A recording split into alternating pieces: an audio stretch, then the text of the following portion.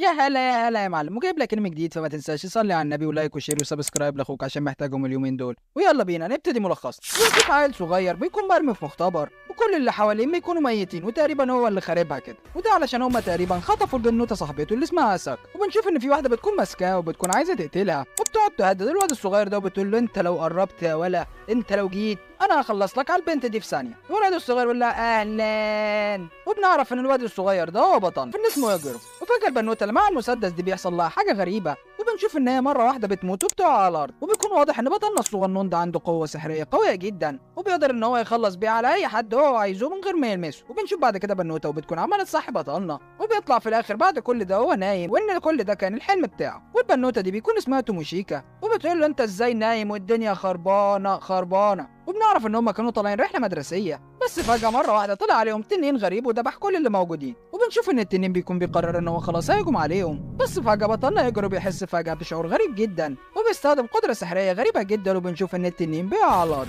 والبنوته توموشيكا مش بتكون مصدقه نفسها، وبتكون مش عارفه ايه اللي حصل للتنين ده علشان يتكل. بطلنا بيقول لها لا لا ما تاخديش في بالك، انا عايز اكمل الجيم. والبنوته بعد كده بنشوف ان هي بتطلب منه انه يطلع معاها بره الاتوبيس علشان تقدر تعرف ايه اللي بيحصل بره. فبيقول ان احنا ما ينفعش ان احنا نطلع بره علشان احنا ما نعرفش في تنانين تانية ولا لا. والبنوته بتكون مستغربه ان بطلنا قاعد بيتكلم معاها وده بكل هدوء، وان هو مش خايف. وبيطلب من البنوته بعد كده ان هي تحكي له كل حاجه حصلت، وده لما كان بطلنا نايم. وبتحكي له وبتقول له احنا كنا قاعدين في الاتوبيس بالليل، مره واحده دخلنا نفق غريب، ولما خرجنا لقينا نفسنا ان احنا موجودين في مكان واحنا مش عارفين عنه اي حاجه. وفجاه مره واحده بتكون في بنوته غريبه ظهرت قدامهم، وبتبتدي ان هي تعرفهم بنفسها، وبتقول ان هي اسمها الحكيمه شيون. بس لما سواق الاتوبيس بيحاول ان هو يتكلم معاها بتستخدم السحر بتاعها على طول وبتقتله. وبطلنا طبعا بيكون نايم وعمال يشخر ومش شايف اي حاجه. والبنوته بعد كده بتقول لهم ان انتوا ما تخافوش، لان انا مش هدفي ان انا اخلص عليكم، بس لو حد فيكم ضايقني فانا هخلص عليه في ثانيه. والطلبه بيكونوا بيسمعوا وبيكونوا مرعوبين جدا، وبيعرفوا ان قوتها تقريبا تعدي النص مليون. وعلى طول مره واحده بتروح مطيره واحد تاني علشان تثبت لهم ان هي سفاح، ويكون واضح ان هي ولا مجنونه لان هي عماله تقتل الناس كلها. والطلبه طبعا بيكونوا مرعوبين منها.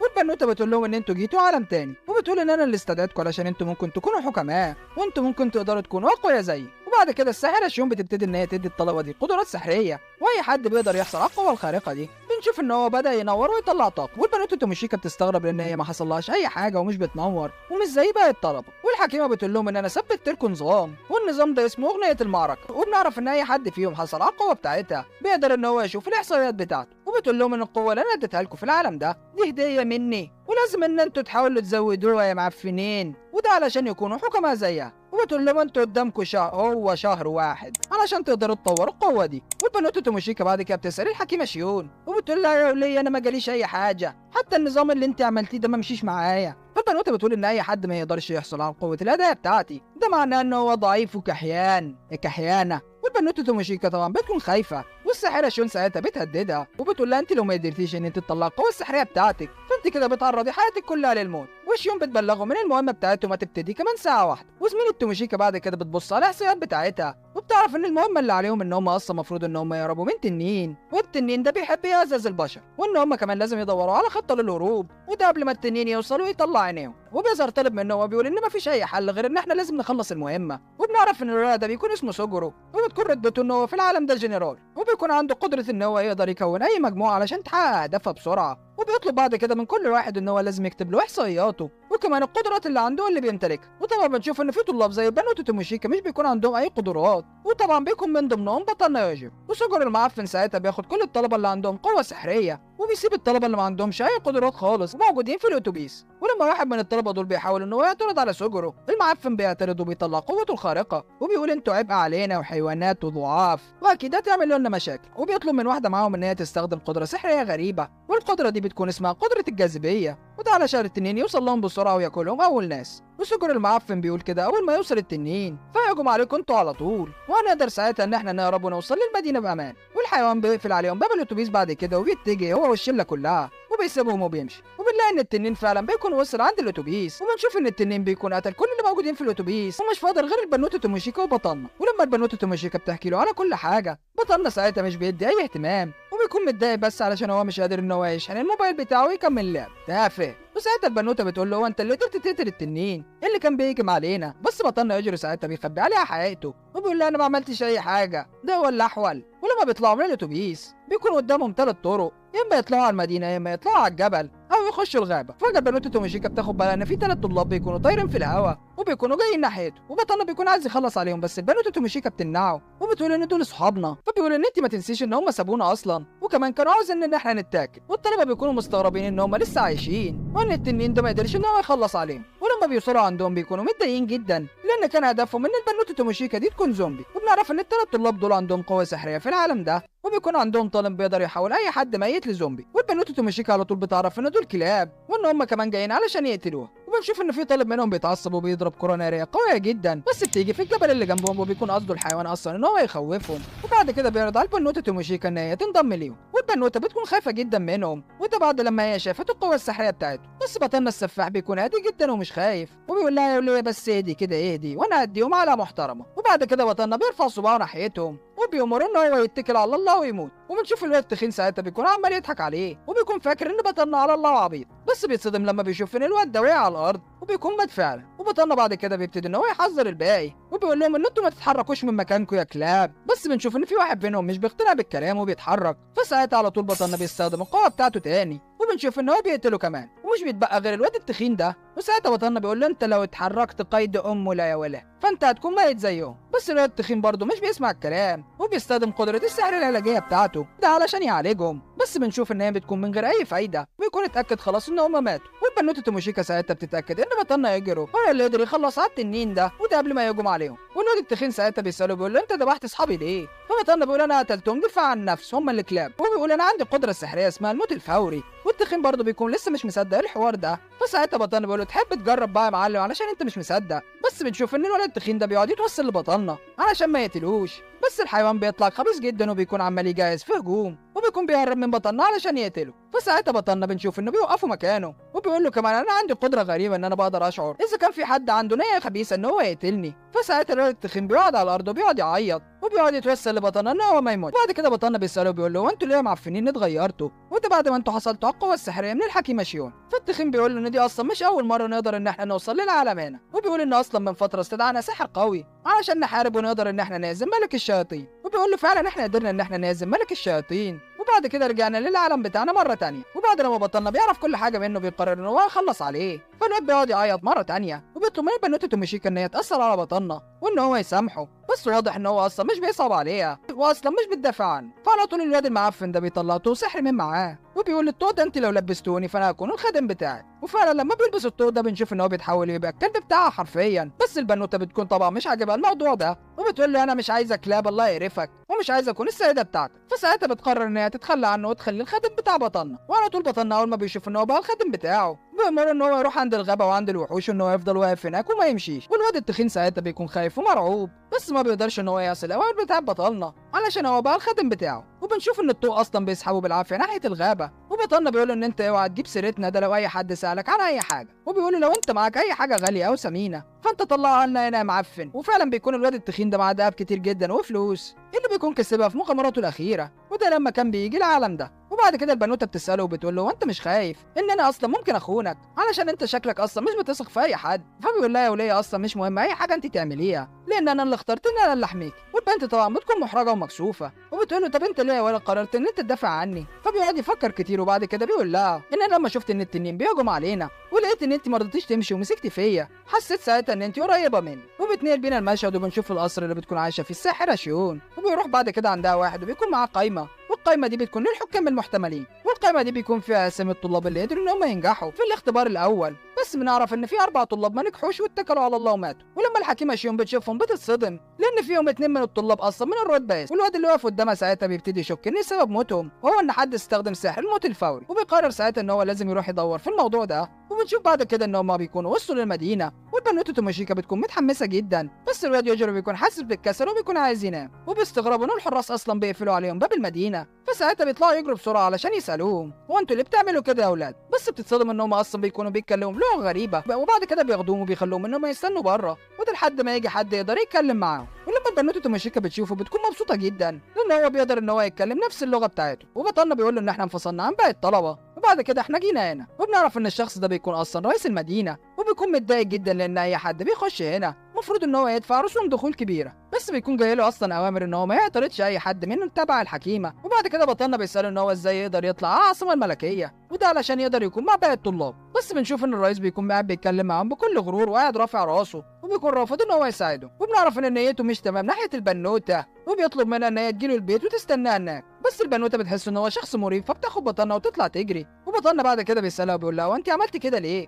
فبتقول له بصراحه انا خايفه ان الراجل ده يعصبك وساعتها انت هتموته على طول. فبطلنا بيقول لها يقول له تهدي بس كده، انا مش مهووس بالقتل ومش اي حد بشوفه كده وبلمحه بقتله. وبنشوفهم هم قاعدين بيمشوا في المدينه. البنوته توموشيكا ساعتها بتكون مصدومه من شكل المدينه، وبتكون حاسه ان هي من قصه خياليه، وده عشان هي شايفه ناس شبه الوحوش. وفجاه بنشوف ان هي بتطلع لهم بعد كده بنوته وبتكون شبه القطه، وبنعرف ان اسمها ماريو، وبتقول لهم ان انا المساعده بتاعتكم، وده لو حصل لكم اي مشاكل هنا في المدينه. وبطلنا اول ما بيشوفها بيكون اصلا مش مرتاح لها، وعلى طول بيسالها بيقول لها ايه المقابل اللي انت عايزاه، وده علشان انت تساعدينا. فبتقول له انا اصلا مش هاخد منكم اي حاجه، وان المساعده كمان بالمجان. وبتقول له انا اصلا هدفي ان انا اتقرب من الولاد اللي هم ممكن ان هم يكونوا حكماء مستقبليين. والبنوته توموشيكا بتكون زهقت من الرغي ده كله والكلام الكتير، وبتقول لبطلنا يلا بينا بقى نتكل على الله من المدينه هنا، وده قبل ما الليل يليل علينا. فبطلنا بيطلب من البنوته القطه دي ان هي تساعدهم وان هي تعرفهم على كل حاجه موجوده هنا. وبنشوف فعلا البنوته توموشيكا بتكون اشترت هدوم جديده، وفجاه بيلاقوا نفسهم كلهم متحوطين، وده من مجموعه من الوحوش. وبطلنا بيقول زي ما انا توقعت بالظبط،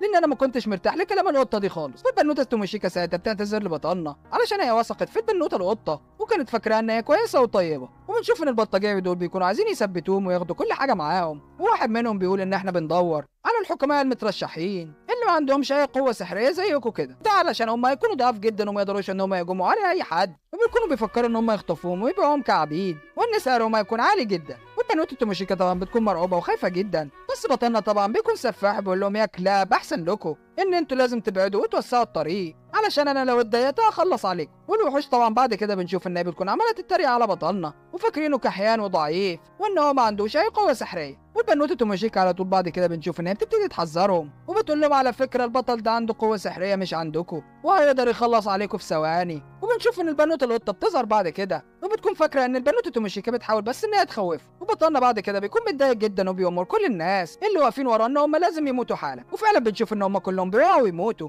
وبطلنا بعد كده بيبتدي ان هو يستخدم قدرته على الوحوش اللي واقفه قدامه، وبيحاول ان هو يستخدم قدرته دي في اجزاء معينه في جسمهم، بس للاسف بنشوف ان هو بيفشل وبنشوف ان هم كلهم بيموتوا قدامه. والبنوته توموشيكا بتصدم وبتقول له هو انت ليه بتعمل كده؟ فبيقول لها انا بس بحاول ان انا اجرب القوه بتاعتي، وده بحس ان انا اقدر اموت اجزاء معينه في اجسامهم. ولما بيجرب مره تانية بينجح اخيرا ان هو يدمر عين واحد من الوحوش وبيخليه ان هو يتعمي وما يشوف. والبنوته القطه لما بتشوف كده بتكون خايفه جدا ومرعوبه وبتقعد تترجى بطلنا علشان ما يقتلهاش، وبتقول له انا عندي اخوات صغيرين وانا لازم ان انا اربيهم. بس بطلنا طبعا ما بيصدقهاش وبيكون مش مهتم بيها، وبيقول لها ان ده مش مبرر علشان تكوني حراميه وتعملي علينا الكمين ده. والراجل اللي مع القطه بيكون مرعوب جدا وخايف لان هو كان فاكر ان بطلنا ده فريسه سهله وان هو هيقدر ان هو يسرقه بسهوله. وبعد كده بطلنا بنشوف ان هو بيستخدم قوته علشان يقتلهم، بس للاسف بنشوف ان قوته مش بتتفعل وعلى طول هما بيستغلوا الموضوع ده وبيطلعوا يجروا. والبنوته توموشيكا ساعتها بتساله وبتقول له هو انت ليه سبتهم ان هم يهربوا؟ بس مره واحده بنشوف ان قدره بطلنا بتكون اتفعلت وبنلاقي ان البنوته القطه هي والراجل اللي معاه وقعوا ميتين في ثانيه. وبعد كده بطلنا بيقول للبنوته ان احنا لازم نمشي من المكان ده حالا، بس بيتصدموا بقائده الحرس بتشوف انها بتوقف في مكانه وبتقرر ان هي لازم تحقق مع بطلنا في الاحداث اللي حصلت.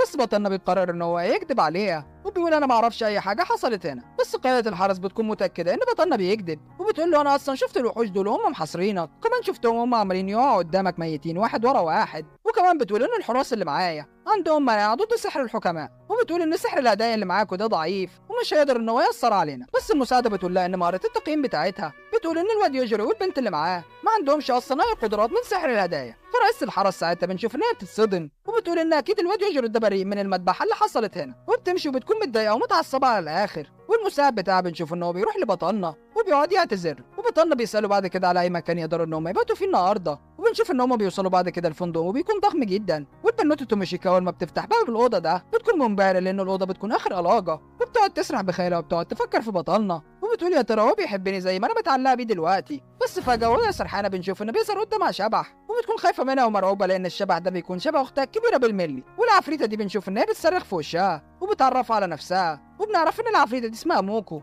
وبتقول لها انا الحارس الشخصي بتاعك وان انا موجوده هنا علشان اقدر ان انا اساعدك في اي مشكله. فالبنوته توموشيكا بتقول لها يا ولايه امال انت ما ظهرتيش من بدري ليه؟ وده لما كان في تنين عايز ياكلني. فالبنوته الشبح ساعتها بتعتذر لها وتقول ده بسبب ان الواد يوجيرو ده موجود معاكي، وانا لما كنت بشوفه كنت بترعب منه جدا لان هو اصلا مرعب. بتقول ان قوه بطلنا يوجيرو مش بتشتغل على البشر بس، دي ممكن كمان تشتغل على الارواح والاشباح اللي زيها، وبتطلب من البنوته ان هي تبلغ بطلنا عنها علشان لو شافها صدفه ما يخلصش عليها. وبتقول ان انا وظيفتي ان انا احميكي من اي قدرات خارقه. والشبح موكو بتقول ان انا اصلا منعت سحر الهدايا عنك. فالبنوته توموشيكا بتتضايق منها جدا وبتقول لها لا يا غبيه انا بسببك انت بقيت بنوته ضعيفه وكان ممكن التنين ان هو يخلص عليا. فموكو فعلا بتقول ان سحر الهدايا ليه فوائد كتير جدا، بس في نفس الوقت اي حد بيكون عنده سحر الهدايا بيكون عامل زي الفار اللعبه وده في ايد الحكماء. والشبح موكو بتقول لها ان انا اصلا هدفي الوحيد ان انا لازم اساعدك وان انت ترجعي للعالم الاصلي بتاعك ده مره تانية. وتاني يوم بتروح لبطلنا يوجيرو بيكون عمال يفكر يا ترى البنوته دي كانت قاعده بتعمل ايه لوحدها. وبطلنا بعد كده بيرحب بمديرة الفندق وبيقول ان انا طلبت مساعدتها علشان تقول لي مكان الطلبه،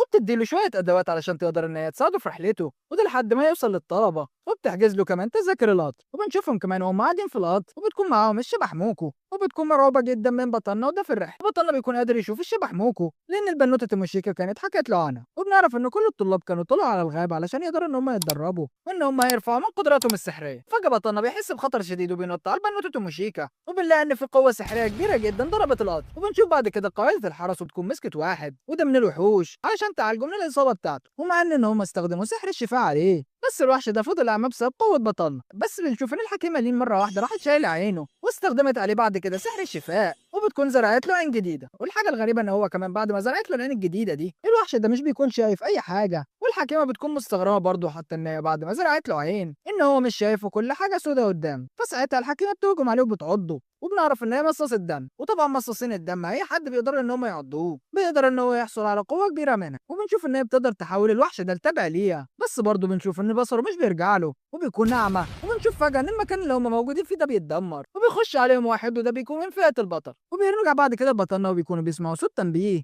ان في واحد من الحكماء ده في معركه دلوقتي وده قريب من القطر. ده كان اصلا سبب الدمار اللي حصل للقطر. فجاه بنشوف انه في روبوت كبير بيكون بيقاتل والمعركه ما بين الاثنين بتكون قويه جدا. والبنوته توموشيكا بتقول لبطلنا طب ايه رايك تموتهم هما الاثنين علشان هما مضايقني والله ومبوظين الرحله بتاعتنا. فبطلنا بيقول له انت عبيط يا بت، انا بالمنظر ده لو كل حد شفته هقتله. في نهايه الرحله كده هكون ان انا قتلت العالم كله. وفجاه بيشوف ان الروبوت ده واقف قدامه والحاكم ده ساعتها بيكون عمال يستهزأ بالناس وبيقعد يوصفهم ان هم زباله، ونشوف ان هو بيستخدم قوته السحريه عليهم وبيجمدهم. وفي نفس الوقت ده بنشوف ان البطل بيكون بيحارب الحكيمه لين وده بقوه رهيبه، وبتكون متضايقه ان هو قدر ان هو يقطع فستانها وبتساله على سبب الهجوم عليها. وبتقول له ولا الابطال اللي زيك اصلا المفروض ان هم يحاربوا ملوك الشياطين يالا مش انا. بس البطلين بنشوف ان هو اصلا بيكون متضايق منها جدا وبيقول يا وليه انت لازم حد يوقفك عن اللي انت بتعمليه وعن كميه الشر اللي انت بتعمليها. وبيقول ان كل الحكماء لازم ان هم يموتوا. والسفاح بنشوف ان هو بيقدر يستخدم قوه كبيره وده من السيف المقدس اللي معاه وبيقدر ان هو يدمر كل حاجه حواليه حرفيا. وبنرجع لبطلنا بعد كده ونشوف ان هو بيسال الحاكم وبيقول له يا معفن انت ليه جمدت وقتلت البشر الابرياء وهم اصلا مش جزء من المعركه بتاعتك يا معفن. بس الحاكم سانترو بيكون متضايق منهم جدا وبيقعد ان هو يستهزأ بيهم. بس بطلنا مره واحده بيستخدم عليه القوه السحريه بتاعته عشان بيكون متضايق منه وبيقتله. وبنرجع بعد كده للبطلين بعدها كان استخدم قوه السيف المقدس بتاعته بيكون مصدوم ان الحكيمين اصلا لسه موجوده على قيد الحياه، وساعتها بيقعد على الارض وبيقعد يستسلم. وبتقول له ولا يا معفن انا خالده وان الحاجات المعفنه اللي انت بتعملها دي ما تموتنيش. وبتقول له ان انا ولا مش عايزه اصلا اقتلك دلوقتي وماليش مزاج، وبتمسكه وبتحدفه. وبتطلب بعد كده من قائده الحرس ان هم يقدروا يعرفوا في مكان الواد يوجيرو علشان هي عايزه تفهم ايه اللي حصل للوحش ده بالظبط. وبنلاقي بعد كده ان الروبوت العملاق ده بيكون قاعد على الارض قدام بطلنا يوجيرو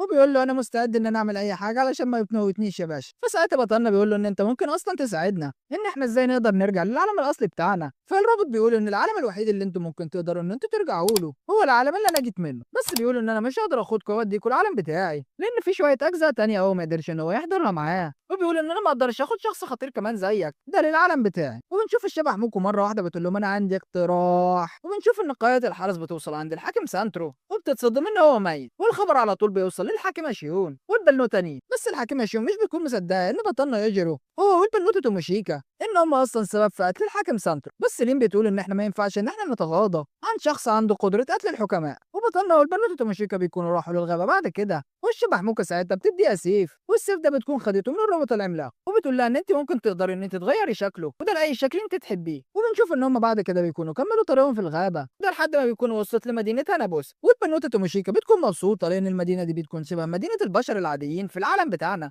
بس بتاخد بالها ان بطلنا شكله بيكون تعبان ومرهق حبتين. ولما بتقعد تساله عن التعب اللي هو فيه بيقول ان التعب ده طبيعي لان هو قتل بشر ووحوش كتير جدا. ولما البنوته توموشيكا بتبص وراها بتكون مصدومه من كميه كبيره من قطاع الطرق وكميه اكبر من الوحوش، ودول اللي كانوا بيهاجموهم اثناء طريقهم في الرحله اللي فاتت، وهو كان ذبح. والبنوته توموشيكا بتقول له بما ان انت عندك القوه وقتلت العدد الكبير ده وحسيت بالتعب بعد كده فاكيد واضح ان قوتك دي ليها حدود. فبطلنا بيقول ان انا اصلا قوتي دي ملهاش اي حدود، بس للاسف انا لو استخدمتها بشكل اكتر من اللازم فانا اكيد هحس بالتعب. ولما بيكونوا بيتمشوا في المدينه الشبح موكا بتاخد بالها ان في حواجز، ودي بتكون حواجز سحريه وبتكون بتحوط المدينه بالكامل. والبنوته توموشيكا بتقعد تكون بتدور على الفندق اللي المفروض ان هم ينزلوا فيه لحد ما اخيرا ما بيلاقوا الفندق. ولما بيخشوا بيشوف ان هم بيقابلوا زميلهم اللي بيكون اسمه تاتشيبانا، ولما بيرحبوا بيه وبيقعدوا يسالوه بيقولوا له انت ليه انا اصلا موجود هنا ومش موجود مع باقي الفريق. فبيقول ان انا اصلا قررت ان انا اسيبهم واكون لوحدي لانه واضح ان احنا مش متفاهمين مع بعض. وبيقول كمان ان اسلوبهم في التدريبات كان غير فعال معاه. وبنشوف ان في بنوته بتكون واقفه معاه وبتكون مغيره جدا لان لولا تاتشيبانا بيعمل بطلنا بشكل كويس، فساعتها بيبتدي ان هو يعرفها بيهم وبيقول ان هم اصلا زمايلي ايام المدرسه. وبيبتدي بعد كده المعفن ان هو يعرفهم على الخدم بتوعه وبيقول ان دول الحراس الشخصيين بتوعي،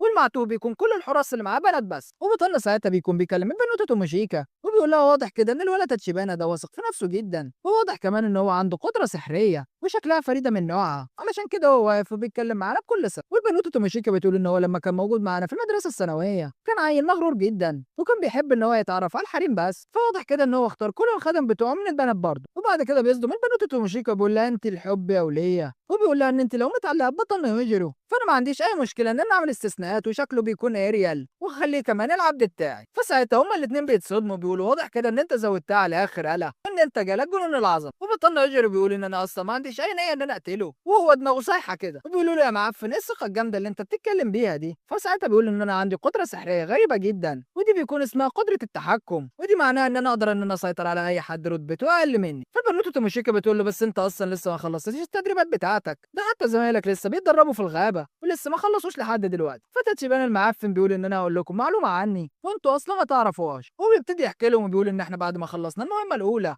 فاحنا قررنا ان احنا لازم نعمل احتفال صغير بالمناسبه دي. وبنشوف ان في طالب بيكون اسمه اوتوري بيكون قرر ان هو هيقعد مع الولد تاتشيبانا وان هو هيدي له شغل النصايح. نعرف ان هو عنده قدره سحريه وبيكون اسمها المستشار، وده بمعنى اصح ان هو بيقدر ان هو يحلل البيانات كلها ويدي شويه نصايح لاي حد وكمان يقدر ان هو يساعده. واوتوري بيقول له بما ان انت عندك يا ولد قدره التحكم فكل زمايلك اكيد دايما ان هم هيتجنبوك ومش هيكونوا حابين ان هم يتعاملوا معاك، فعلشان كده انا بنصحك ان انت تشتري كميه كبيره من الخدم الضعافه وهم لازم يكونوا من المستوى الاول، ولو الخدم دول قدروا ان هم يهزموا الاعداء فساعتها الاعداء كمان هيكونوا خدم ليك، وان انت بالطريقه دي ممكن ان انت تقدر تجمع نقاط كتير جدا وساعتها تقدر ان انت تزود قوتك بشكل كبير. وتتشيبانا بيقول ان القدره دي اصلا شكلها ما كانتش موجوده عندي، فالولا بيقول ان انا عندي قدره المستشار فعلشان كده اقدر اساعدك واقول لك القدرات المخفيه عنك. والولا اوتوري بيكمل وبيقول ان انا بقدم نصايح المستشار دي وده للناس اللي عندهم قوه خارقه كبيره وبيكون متوقع ليهم ان هم ممكن يكونوا حكام في المستقبل. وبطلنا يجري ويقول له بقى علشان كده يا معفن انت عندك خدم كتير جدا علشان تقدر ان انت تحصل على النقاط بتاعتهم وتقدر ان انت يا ولا ترفع من مستواك. وبعد كده بيبص للبنوته توموشيكا وبيقول لها يا وليه بقى فكرت في الموضوع اللي احنا اتكلمنا فيه وهتنضم ليا ولا لا. فالبنوته طبعا بتقول له ان انا يا معفن مش هنضم ليك واكيد مش هفكر في الموضوع ده. فبيقول لها ما تستعجليش ولازم ان انت تاخدي وقتك في التفكير. ولما بيسيبهم بيمشي بتكون البنوته توموشيكا متضايقه منه جدا، بس بطلنا بيقعد يغيظها وبيقول لها انت يا وليه لو انضميتي ليه فانت هتكوني اكيد في امان وده اكتر لما انت تكوني معايا. وبنشوف بعد كده لين بتكون واقفه قدام وحش الظلام وبتقول له واضح كده يا معفن ان انت هتسبب متاعب كتير جدا. وبنشوف البنوته توموشيكا بتقعد تتكلم مع الشبح موكو وبتقول لها واحنا هنفضل قاعدين هنا لحد امتى.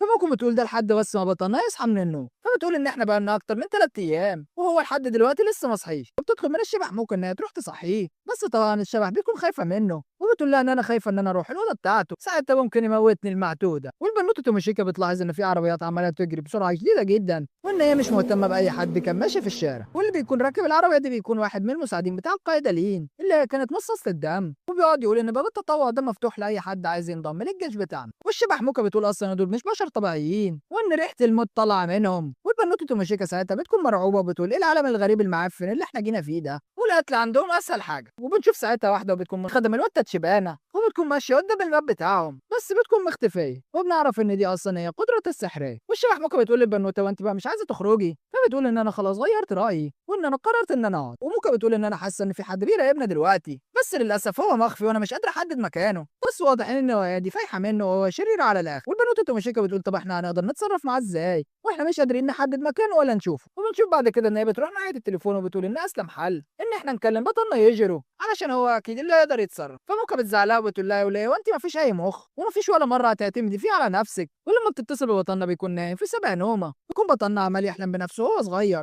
وان في كلب بيصحيه، وبعد كده في واحده بتنادي عليه وبتقول له ان الفطار جاهز. بس اخيرا بطلنا بيصحى من النوم وبيكون سامع التليفون اللي عمال يرن وبيقول لها ان انا هلبس وجاي لك يا وليه. وبنشوف ان هو لما بيكون واقف في الممر بنشوف ان الخادمه بتكون مختفيه وبيكون معاها سلاح وبتكون مستعده ان هي تخلص عليه، بس بطلنا بيكون حاسس بحاجه غريبه جدا فبيغمض عينه وساعتها بيبتدي ان هو يشعر بكل حاجه موجوده حواليه، وفعلا بيقدر ان هو يحس بالخادمه وعلى طول بنشوف ان هو بيستخدم قوته السحريه وبيخلص عليها. ولما بيخش الاوضه بيقول ان في واحده كانت من خدم الوقت تشيبانا كانت مستخبيه عند الباب وكانت مستنياك ان انت تطلعي علشان تخلص عليك. وبعد كده بيبلغ اداره الفندق ان في واحده مغمى عليها ان انتوا لازم ان انتوا تيجوا تشيلوها. والولد تشيبانا بنشوف انه بيكون قاعد في هرم سري وبياخد باله ان الاشاره بتاعت الخادمه اريكا اختفت وراح. وبنشوف بعد كده بطلنا بيكون بيوريهم الخادمه وبيقول بما ان هو بعت خلاص واحده عندك علشان تقتلك فواضح كده ان هو نوايا شريره جدا وان افضل حل اللي احنا لازم ان احنا نمشي من هنا. وبطلنا يجري وبيكون مستغرب ان هي هاديه جدا وده معناه ان كان في واحده حالا عايزه اتخلص عليها، فبتقول له واضح ان انا يا ولد اتعودت على الحاجات دي خلاص وان انا ما بقتش اخاف. وبنشوف تاتشيبانا بعد كده وبيكون واقف قدام وحش حشري وبيكون واقف وبيكون عايز يهجم عليهم، وبنشوف ان هو اول ما بيهجم على ولد تاتشيبانا ده بنشوف انه بيظهر ساعتها حاجه سحري وبيقدر ان هو يصد الهجوم بتاعه ده بكل سهوله، واخر لما بيزهق منه بيقوم قطع له دراعه. وبعد كده بنشوف ان هو بيقدر ان هو يسيطر عليه وبيخليه عبد ليه. وبعد كده بنشوف ان هو بيرجع يدور على سبب اختفاء الاشاره بتاعه الخادمه اريكا، ولما بيراجع الفيديوهات بيستغرب ان هي وقعت على الارض مره واحده وان هي ماتت لوحدها. وبس في واحده من الخدم بتقول ان البنوته اريكا دي قاتله قويه جدا وصعبه جدا ان حد يقدر ان هو يغدر بيها من ظهرها وان هو يهاجمها، وبتكون مستغربه هي اصلا ايه اللي وداها هناك عند توموشيكا. فبتقول تقريبا ان هي كانت عايزه تجيبها لك وده لحد عندك وده ساعتها علشان ترضيك. وبنرجع للين مره تانية وبتكون عماله تحارب وحش الظلام وبتكون مستغربه ان هو ما تاثرش بالهجوم بتاعها. وبنوته توموشيكا وبطلنا يجروا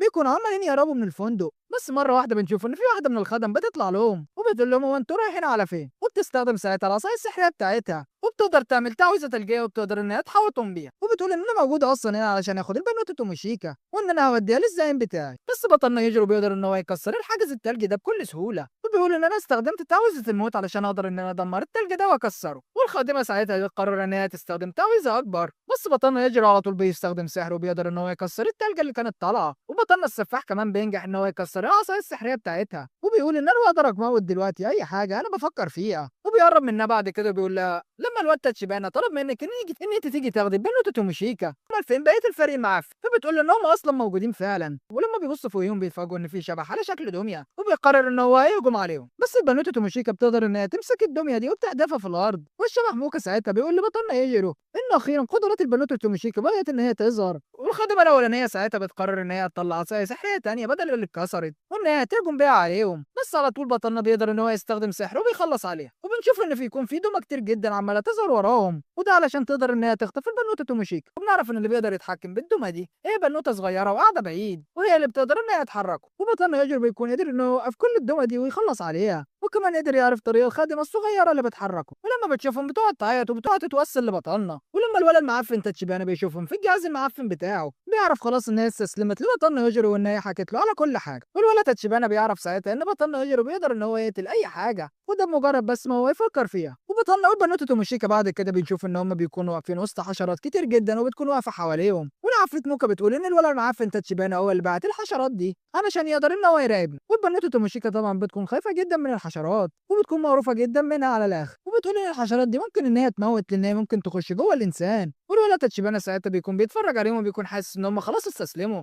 وان هم اكيد مش هيقدروا يعملوا اي حاجه مع العدد الكبير ده كله من الحشرات. بس واحده من الخدم بتقول له وبتحذره ان انت ما تخشش في قتال مباشر معاه لان القدره السحريه بتاعته دي قويه جدا. بس واضح ان هو بيكون مغرور ومش بيسمع كلامها وبيقرر ساعتها ان هو يتحكم في كل الحشرات دي كلها وده علشان يهاجم بطلنا وعلشان تاتشيبانا دلوقتي هو اللي بيتحكم في الحشرات. فلما بطلنا ساعتها بيستخدم قدرته علشان يقتلهم بنلاقي ان الولد تاتشيبانا اتاثر كمان بالقدره السحريه بتاعت بطلنا يوجيرو وان هو كمان وقع. ولما واحده من الخدم بتستخدم سحر الشفاء بتاعها عليه بس ده طبعا بيكون من غير اي فايده. والخادمه التانيه ساعتها بتفرح انهم اخيرا اتحرروا من السيطره بتاعته. ولما بتطلع من النفق السري بتتصدم ان هي بتلاقي لين مصاصه الدم وبتقول لها ايه المكان الغريب المريب اللي انت طلعت منه ده وان انت مستحيل ان انت تقدري ان انت تواجهي وحش الظلام. وساعتها بتقرب منها وبتستخدم سحر الفتنه بتاعتها علشان تقدر ان هي تتحكم فيها وبتقوم عضها علشان ان هي تتحول لمصاصه دم زيها وهتكون ساعتها خادمه جديده ليها يعني من خدامه لخدامه. ونشوف بطلنا يجروا هو وبنوته توموشيكا بيكونوا ماشيين في ممر والممر ده بيكون ضيق جدا ومره واحده بيسمعوا صوت صريخ وبيكون عالي جدا وبيلاقوا بعد كده ان كل سكان المدينه بيكونوا اتحولوا لزومبي واللي عمل كده بيكون هو النائب بتاع نصاصه الدم لين وبيقول لبطلنا استعد عشان الحفله هتحصل دلوقتي. وبنشوف بعد كده ان لين بتسيبه عشان الظلام يتجه ناحيه المدينه. ولما الخادمه بتسالها عن السبب بتقول ان انا عايز اختبر قوه بطلنا يوجيرو وهيقدر يهزم وحش الظلام ده بقوته.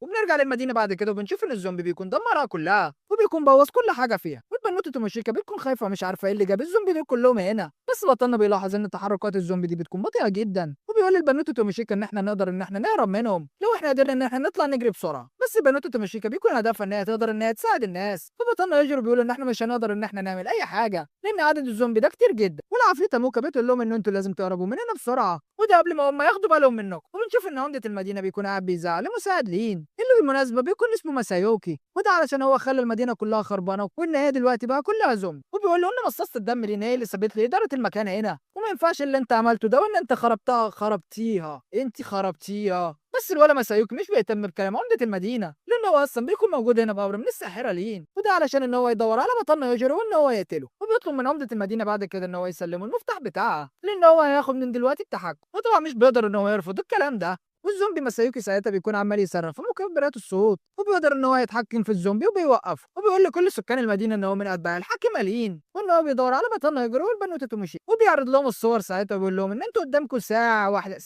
واحده ولا ساعتها هخلي الزومبي ان هو يبتدي يتحرك مره تانية وهخليه يبتدي ان هو ياكل في المدينه. وبيقول للبشر ان مفيش اي حد يقدر ان هو يهرب من المدينه لان انا اصلا قفلت كل الحواجز اللي حواليها. وكل سكان المدينه ساعتها بيكونوا خايفين ومش عارفين ان هم يتصرفوا ازاي لان هم لازم يدوروا على بطلنا والبنوته توموشيكا وان هم كمان لازم يلاقوهم يا اما ساعتها هيتحولوا لزومبي. وعمده المدينه بيكون متضايق جدا والولد بيكون عمال يهدد السكان بتوعها. وبطلنا بيقول ان مفيش اي حل تاني غير ان احنا دلوقتي لازم ان احنا نهرب وان احنا لازم نسيب المدينه لان تقريبا كده كل الناس دلوقتي عماله تدور علينا. والبنوته توموشيكا بتكون مستغربه هم ليه عمالين يدوروا عليهم. وبطلنا بيقول السبب اكيد ان انا قتلت واحد من الحكماء. وبنشوف ثلاثه من سكان المدينه بيكونوا قدروا ان هم يلاقوا بطلنا يجروا وبيكون ساعتها ماسكين اسلحه في ايديهم وبيقرروا ان هم لازم يقبضوا عليه. وبطلنا بيقول لهم محدش يقرب لان انتوا لو قربتوا انا هذبحكم كلكم. بس واحد منهم ما بيسمعش الكلام وبيروح يهجم عليه. فبطلنا على طول بيستخدم قدرته وبيخلص عليه. والبنوته توموشيكا بتكون خايفه جدا من بطلنا لان هو بيكون عمال يخلص على الناس ابرياء. فبطلنا بيقول ان هم اكيد لو جم عندنا فهم اكيد ان هم هيذبحونا. وبطلنا ساعتها بيكون متضايق من الزومبي ماسايوكي لان هو بدا ان هو يحفز كل سكان المدينه ان هم يقبضوا على بطلنا وده اكيد ان هو هيتسبب في قتل البشر دي. وساعتها بيقرر ان هو يروح يتجه على ماسايوكي وان هو يخلص عليه.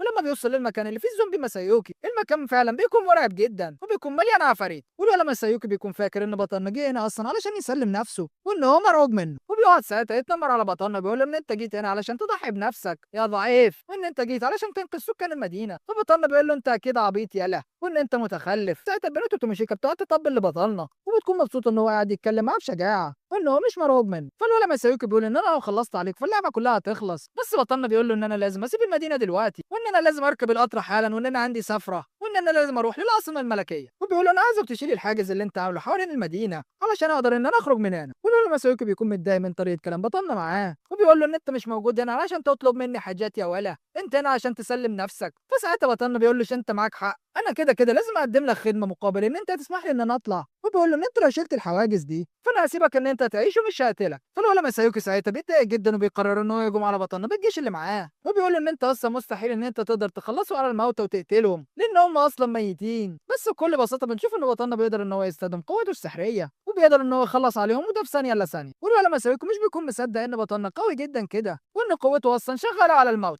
وطبعا عمدة المدينة المعفن بيروح رافع ايده ومستسلم، والولا ماسايوكي بيكون مستغرب ان هو ازاي قدر ان هو يقتل الموتى، وبطلنا برضه اصلا بيكون مش فاهم السبب، بس بيقول ان هم طالما هم بيتحركوا فانا اكيد ان قدرتي السحريه تقدر ان هي تشتغل عليهم وتقدر توقفهم. شوف بعد كده الولا ماسايوكي بيكون متضايق جدا وبيتعصب على الاخر، وبيتحول بعد كده لخفاش مرعب، وبيكون لسه متحول بس على طول بطلنا بيستخدم عليه التعويذه بتاعته وبيخلص عليه زي اخواته، وبيتجه بعد كده بطلنا لعمدة المدينه علشان يقدر يشوف له حل في الحواجز اللي موجوده حوالين المدينه دي. والعمده بيقول له ان المدينه بتاعتنا دي كلها بتخضع للحاكمه لين، وان هي اللي امرت الولا ماسايوكي ان هو لازم يقتلك. والبنوته توموشيكا ساعتها مش بتكون فاهمه حاجه، وده خصوصا لما ظهرت لهم اول مره الحكيمه شيون كانت هي كمان عاوزه تقتلهم، ودلوقتي برضه لين بتدور عليهم علشان تخلص عليهم. وبنشوف فجاه الشبح موكا بتكون بدات ان هي تخاف وبتقول ان في حاجه مش طبيعيه تبتدي ان هي تحصل هنا دلوقتي، وبطلنا يجرب بيكون حاسس ان في حاجه غريبه او في قوه روحيه وهي عماله تقرب منهم علشان تخلص عليهم. وبنعرف ان في قوه روحيه دلوقتي مسيطره على كل سكان المدينه، وبيكونوا كلهم دلوقتي عمالين يدوروا على بطلنا يجروا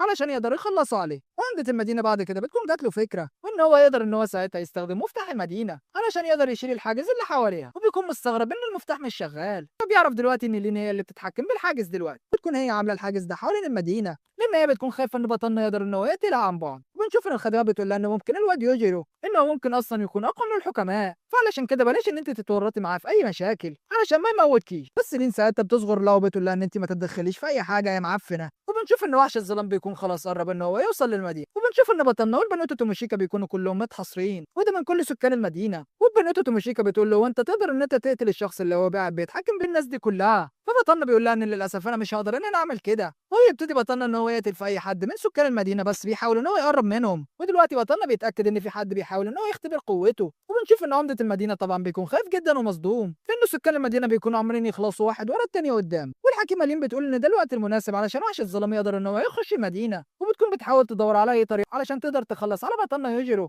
وبتقول ان وحش الظلام هو الامل الاخير. وبنشوف ان هي بتقدر تستخدم سحر غريب وبتقدر تقسم نفسها لكذا نسخه، وبطلنا بيكون حاسس بحاجه غريبه، وبيقول البنوته توموشيكا واضح كده ان الاعداء بقى قوتهم كبيره دلوقتي قوي. وبنشوف ان وحش الظلام بيكون وصل عندهم، واي حاجه بنشوف ان هو بيلمسها بنشوف ان هي بتختفي، وبيكون بيبتدي دلوقتي ان هو يتجه ناحيه بطلنا يجروا. وبنشوف ان الحكيمه لين بتكون خلاص جاهزه الجيش بتاعها، وبتقول ان انا عاوزاكم ان انتوا تهجموا على المدينه وده مجرد بس ما وحش الظلام يموت، وبتكون عامله النسخ الكتير دي بس علشان بطلنا ما يقدرش ان هو يقتلها. والبنوته توموشيكا لما بتشوف وحش الظلام من بعيد بتقول لبطلنا هو انت تقدر تعمل اي حاجه مع المعفن ده، وعمده المدينه بيقعد يتوسل لبطلنا ان هو بس يتصرف او يعمل معاه اي حاجه، بس بطلنا بيفضل باصص له وبيكون حاسس بحاجه غريبه جدا. وبنشوف بعد كده بطلنا بيكون قرر ان هو يخلص عليه، بس لما بيخلص عليه بيكون مستغرب ان في اسهم سحريه وبتكون كتير جدا بتكون عماله تضرب المدينه وبتدمرها، وبيقول واضح ان العدو دلوقتي هدف ان هو يدمر المدينه كلها. وطبعا بطلنا بيكون مش قادر ان هو يحدد مصدر الهجوم ده علشان يقدر ان هو يخلص على الشخص اللي بيعمل كده، بس البنوته توموشيكا بتاخد بالها ان الاسهم السحريه دي هي عباره عن نسخ كتير جدا من الحكيمه لين، وبطلنا بيقول ان انا مش هقدر اخلص على الحكيمه لين لان هي مش بتستهدفني بالهجوم ده. وعمده المدينه بيقول ان دي القدره السحريه بتاعت الحكيمه لين وان هي بتقدر ان هي تعمل نسخ كتير جدا منها. وبعد كده عمده المدينه بيعمل لهم نسخه من المدينه اللي هم قاعدين فيها، وبطلنا بيعرف ان هي بعد ما بتخلص على اي مكان هي مش بتهجم عليه مره تانية، فبيكون قاعد بيدور على الاماكن اللي هي لسه ما هجمتش عليها، وبيقرر ان هو ساعتها يروح. واول لما بيوصلوا لمكان بطلنا بيكون قاعد مستني الهجوم بتاع الحكيمه لين، واول لما بتوصل بنشوف ان بطلنا على طول بيستخدم عليها القوه السحريه بتاعته وبيقدر ان هو يخلص عليها. وساعتها الساحره ممكن بنشوف ان هي بتعمل حاجز حواليهم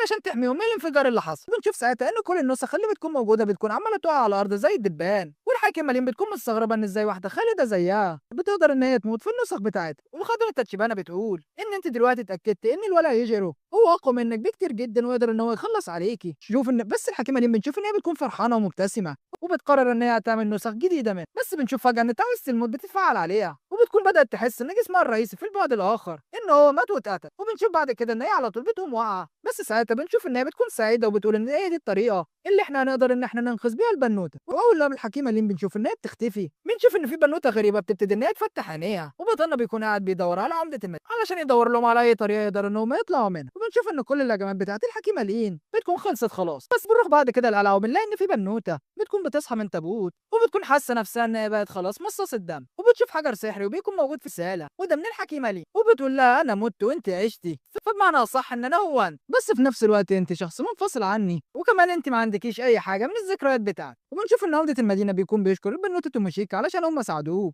وبيديهم عربية هدية علشان ان هم يقدروا ان هم يطلعوا بره المدينة. وبطلنا كالعادة بيكون قاعد يلعب على الموبايل، وبيخلي البنوتة توموشيكا هي اللي تسوق العربية وتتكل على الله. نقل بين المشهد بعد كده بنشوف الساموراي ريوكو بتكون ذبحت وحش ضخم جدا، وبترجع بعد كده للمخيم اللي بيكون فيه كل الطلبة، بس بتتصدم لما بتشوف ان البنوتة كارول هي اصلا موجودة في المخيم، ودي بتكون من النينجا وبتكون متخصصة في العمليات الخطرة، وهي اصلا كانت جاية علشان تديها الموبايل بتاعها. بتقول لها ان انا قدرت ان انا اقلب الموبايل منك ده في السر علشان بس كنت عايز اعرف انت ازاي بتقدري ان انت تراقبي يوجيرو. وبتقول لريوكو ان هم جهزوا قمر صناعي، وده علشان يقدروا ان هم يراقبوا بيه بطلنا يوجيرو. وساعتها بنشوف ان بيوصل للبنوتة ريوكو انذار ان الباب الاول بيتفتح، والبنوتة توموشيكا بتكون اول مرة شكلها تسوق عربية وبتكون خايفة جدا ومرعوبة، وبطلنا اصلا بيكون مديها الحنان ونايم، والبنوتة توموشيكا اصلا بتكون مستغربة ان بطلنا ازاي نايم وان هو مش خايف من الطريق. وبطلنا بيكون بيحلم بنفسه وهو صغير، وفي واحدة اصلا بتكون بتقرر ان هي تسميه يوجيرو، وبتعلمه ازاي يتعامل مع الناس ويقدر ان هو يتعامل معاهم. وبنعرف ان البنوتة دي بيكون اسمها ساكا، وبتكون شغالة في مختبر، ولما بتقرا شروط العمل بتقرر ان هي ساعتها لازم تسيب الشغل علشان هو صعب جدا، بس المدير بتاعها بنشوف ان هو بيرفض ان هي تستقيل، ويقعد يعرفها عن المختبر السري اللي هم موجودين فيه. وبتكون حاسة ان المنظمة دي شكلها مرعب جدا، وبتسأل المدير ساعتها وبتقول له انت عايز مني ايه يا عم بالظبط، وايه طبيعة الشغل. فبيقول لها ان انا عاوزك ان انت تعتني بالوحش. فساعتها بتكون خايفة ومش بتكون فاهمة قصده، وهو لما بيفتح باب الاسانسير قدامها بيكونوا ماشيين في ممر سري وبيكون شكله مرعب على الاخر. ولما بيكونوا ماشيين في الممر ده البنوتة بتكون خايفة على الاخر، وبتقعد تقول له انت موديني فين يا عم. فبيقول لها انا اوديكي بس مكان شغل، وبيقول لها ان احنا لقينا طفل وشكله غريب جدا وعنده قدرات مرعبة وبيقدر ان هو يقتل اي حد بس بمجرد ان هو يفكر فيه. فساعتها بتخاف وبتترعب وبتقول له انت عايزني افضل مع الشخص ده. فبيقول لها انت معلمة شاطرة جدا وانت الوحيدة اللي هتقدري ان انت تتعاملي معاه، وبيديها ورقة وبيقول لها ان انت اي حاجة هتكوني محتاجاها هتلاقيها مكتوبة في التعليمات دي. وبتفتح فجأة بوابة غريبة بنشوف ان هي بتكون جوه عالم تاني، وبيكون معاها خريطة للمكان اللي هي الفترة الجاية. وهو لما بتخش للبيت اللي موجود فيه بطلنا يجرو بتكون مرعوبة جدا، وهو لما بتفتح الباب بتشوف ان في عيل صغير قاعد على الارض، وبطلنا ساعتها بيكون عمال يضحك لها، فبتتعصب على الاخر ان في منظمة غبية كده، وبتقعد تقول ان هم ازاي يسيبوا طفل صغنن كده موجود في مكان كبير لوحده. وبتطلع ببطلنا وبتقوم حادفة على الارض وبتقول له انت ازاي تسمع كلامهم طول الفترة دي كلها. وبنشوف ان وهي بتزعق له بطلنا بياخد باله ان في شبح ماشي وراه وان هو عاوز يقتلها، فبيستخدم ساعتها قدرته السحرية وعلى طول بيقتله، وبيقول لها ان الشبح ده كان ماشي وراكي وبيراقبك طول الفترة اللي انت فيها هنا. وبيقول لها ان الاشباح دي احيانا بتظهر لي وبتكون احيانا عاوزة تقتلني. فالبنوتة بتقوم وبتعتذر له على الطريقة الزبالة اللي هي خدته بيها لهنا، وبتبتدي ان هي تعرف على نفسها وبتقول له ان انا اسمي اساكا، وبيقول لها انا اسمي الفا، وبنعرف ان ده الاسم اللي المنظمة سميته بيه. وبيرجعوا بعد كده للبيت علشان تعمل له اكل وبتعمل له احلى اندومي في الدنيا، وبتبتدي البنوتة اساكا ان هي تفكر في اسم ليه، وبتقرر ساعتها ان هي تسميه يوجيرو. وبطلنا بعد كده بنشوف ان هو بيصحى من الحلم بتاعه، والبنوتة توماشيكا ساعتها بتقول له ان احنا كنا هنعمل 500,000 حادثة يالا، وتقول له انت ازاي يا عم بتنام زي البطيخة في الخطر اللي احنا موجودين فيه ده. فبطلنا بيقول ان انا استخدمت قدرتي السحرية الفترة اللي فاتت دي كتير جدا، فعلشان كده كان لازم انام شوية بس. وبطلنا بعد كده بيسر بيقولوا واحنا ليه اصلا لازم نروح العاصمة الملكية. فالبنوتة توماشيكا بتعصب عليه وبتقول له يا عم انت لسه فاكر تسأل السؤال ده دلوقتي. وساعتها بيقولوا ان احنا اصلا هدفنا ان احنا نرجع للعالم بتاعنا ده مرة تانية، وعلشان نقدر نرجع فاحنا لازم نقابل الحكيمة شيون. وبيقول ان ممكن يكون في طريقة تانية علشان نقدر ان احنا نقابلها بيها، وده من غير ما نروح للعاصمة الملكية. فالبنوتة توماشيكا بتقول له ان تقريبا كل زمايلنا اللي موجودين في المدرسة دلوقتي موجودين في العاصمة الملكية، ولما بيتحركوا بالعربية بنشوف ان هم بيتصدموا ان هم خبطوا في حاجة غريبة، وبيطلع اللي خبطوا فيه ده اصلا تنين ضخم جدا، واول ما التنين ده بيقوم بيهجم عليهم بطرنا بيخلص عليه في ثانية. بس الصدمة ان التنين ده مش بيكون موجود لوحده، وبيكونوا شايفين قدامهم تنانين كتير جدا شكلهم متعصب وهيغب عليهم. فبطلنا بيقول واضح كده ان احنا جينا العش بتاعهم، بس على طول بنشوف ان بطلنا مش بيهزر في الكلام ده، وعلى طول بيوقعهم كلهم. وبنشوف ان هم مرة تالتة بيتصدموا بتنين ده بيظهر لهم وبيكون معروف باسم تنين الرعد. والبنوتة توماشيكا بتكون خايفة جدا منه وبتكون حاسة ان هو خلاص هيهجم عليهم، بس بطلنا بيقول لها انا حاسس ان هو عادي وكيوت وان هو مش عايز يهجم عليه. فالتنين بيقول له الله ينور عليك يا ريس، انت كده كلامك صح وكلك نباهة. وساعتها بيكت وبيتكل على الله، بس بطلنا نشوف ان هو بينادي عليه وبيقول له يا ولا ما طول ما انت بتفهم اللغة بتاعتنا فانت احسن لك ان انت تيجي يا معفن بدل ما اخلص عليك. وبنشوف ساعتها ان التنين بيتحول لبنوتة صغيرة وبتكون خايفة جدا من بطلنا، وبتقول واضح كده ان انا اتقفشت. والبنوتة توماشيكا بتكون مستغربة ان اصلا ازاي البنوتة دي بتقدر انها تتحول لتنين ضخم. وبطلنا ساعتها بيسألها وبيقول لها هو انت ليه هجمتي علينا؟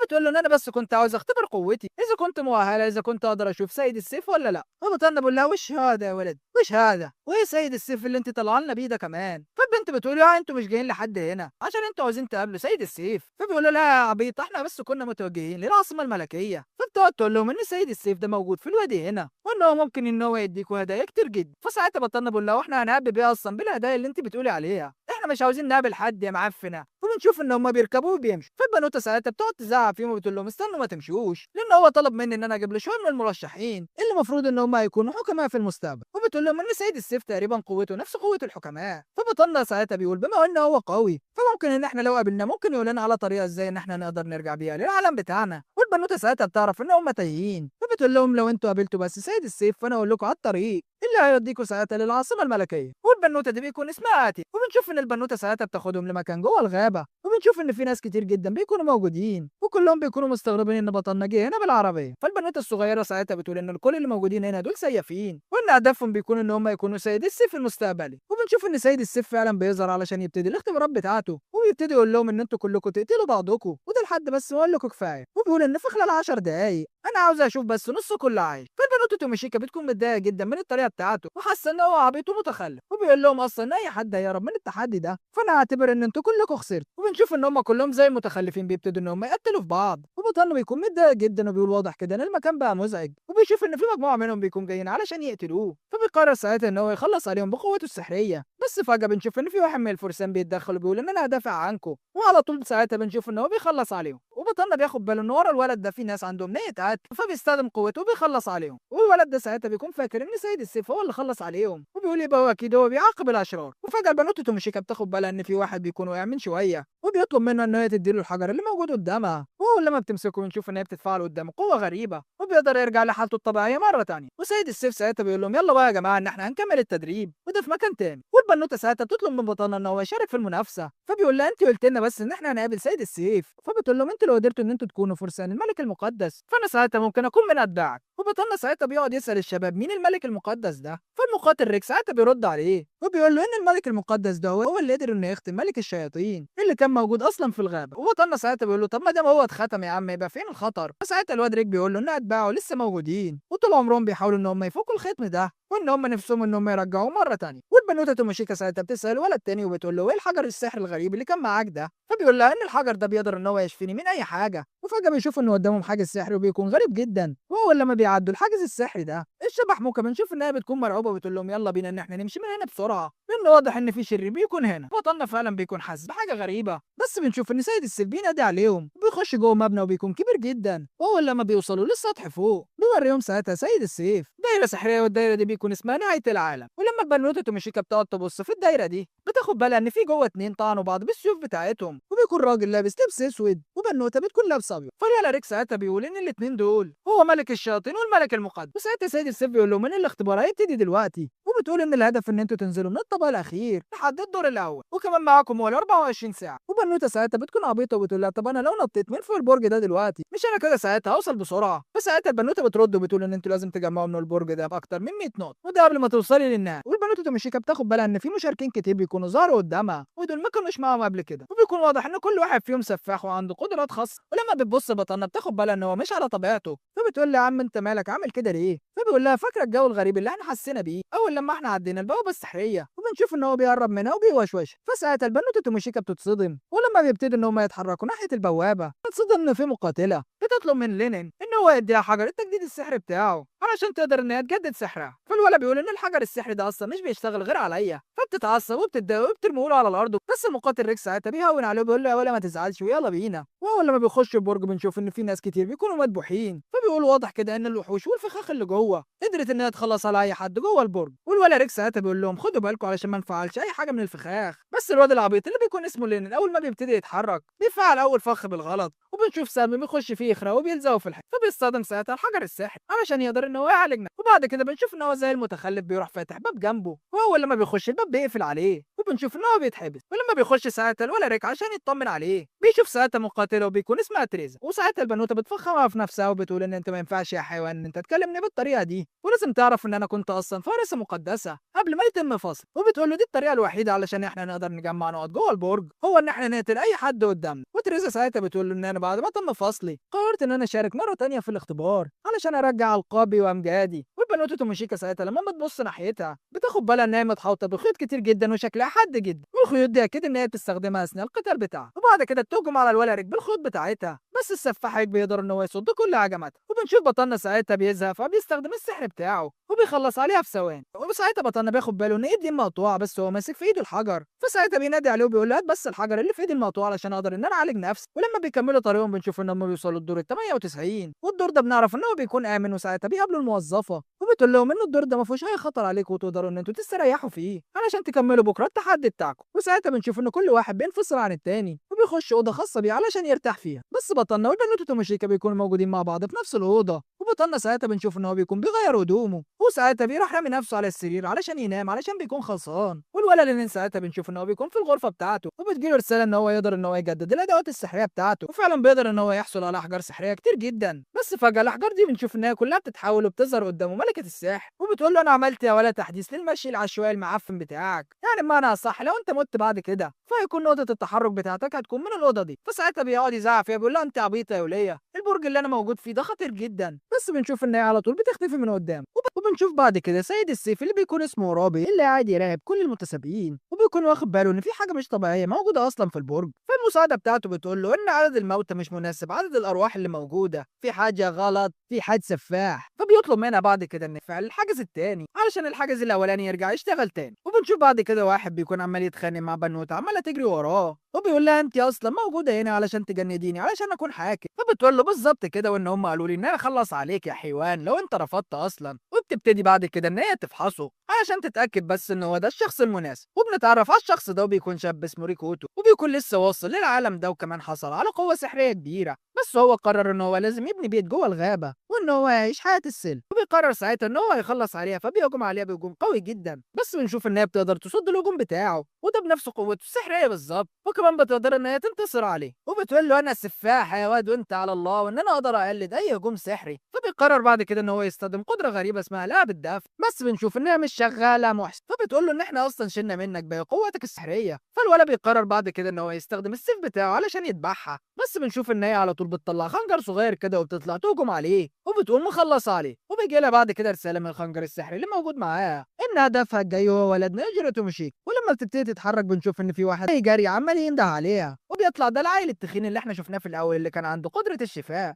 اللي ولدنا كان هيخلص عليه وخلاه ان هو يعيش جوه الغابه. وبيقول لها انا قابلت العيل المعفن اللي انت لسه مخلص عليه من شويه وقرر ان انا اسيبني ان انا اعيش معاه، بس بعد ما انت خلصت عليه وليا يا سفاحه فانا دلوقتي ما عنديش اي مكان وخدوني كلب ذليل، وان انت لازم ان انت ما تسيبنيش لوحدي انا بخاف من الضلمه. فبتقول له انت لازم تيجي معايا في مهمه قتل الواد يجرو. بس الواد ده اول ما بيسمع اسمه بطلنا بيقول لا لا لا لا لا مش جاي انا اسم ده لا انا عايز اروح. وبنروح بعد كده لبطلنا يجرو. بنوته توموشيكا اول ما بتصحى من النوم بتاخد بالها ان العفريته موكا دي لازقه في الحيطه، بتقعد تطلب منها ان هي تساعدها قبل ما تموت، وبتقول لها ان البرج ده فيه ارواح موتى كتير جدا فعلشان كده اي حد بس بيقرب من الحيطه فهي على طول بتسحبه جواها وبتقتله. فساعتها ولدنا بيصحى من النوم على الصويت بتاعها، واول ما بيقرب من الحيطه بيتضايق فبيقتل كل الارواح اللي موجوده جواها. وساعتها بينقذ موكا وبيقول يا ترى ايه السبب اللي بيخليهم ان هم يجمعوا ارواح الموتى ده جوه البرج ده. وبيقول شكلي كده واضح ان في سبب تاني للمنافسه دي. وبيقول للبنوته توموشيكا ان انت لازم ان انت تستعدي علشان انا اي حد ممكن اشوفه ممكن اغربله، وانا من دلوقتي فانا معتبر ان كل اللي موجودين في البرج دول اعدائي. فالبنوته توموشيكا بتقول له ان انت لما بتستخدم قوتك السحريه وبتخلص على اي حد يا ولا بحس اصلا ان انا اللي بستخدم القوه دي، فعلشان كده انا اصلا خلاص شكلي اتعودت على القوه بتاعتك وشكلي ما بقتش اخاف. وبنرجع للمقاتله المجهوله وبيكون مع العيل التخين وبيقول لها ابوس يدك ابوس يدك يلا بينا نرجع.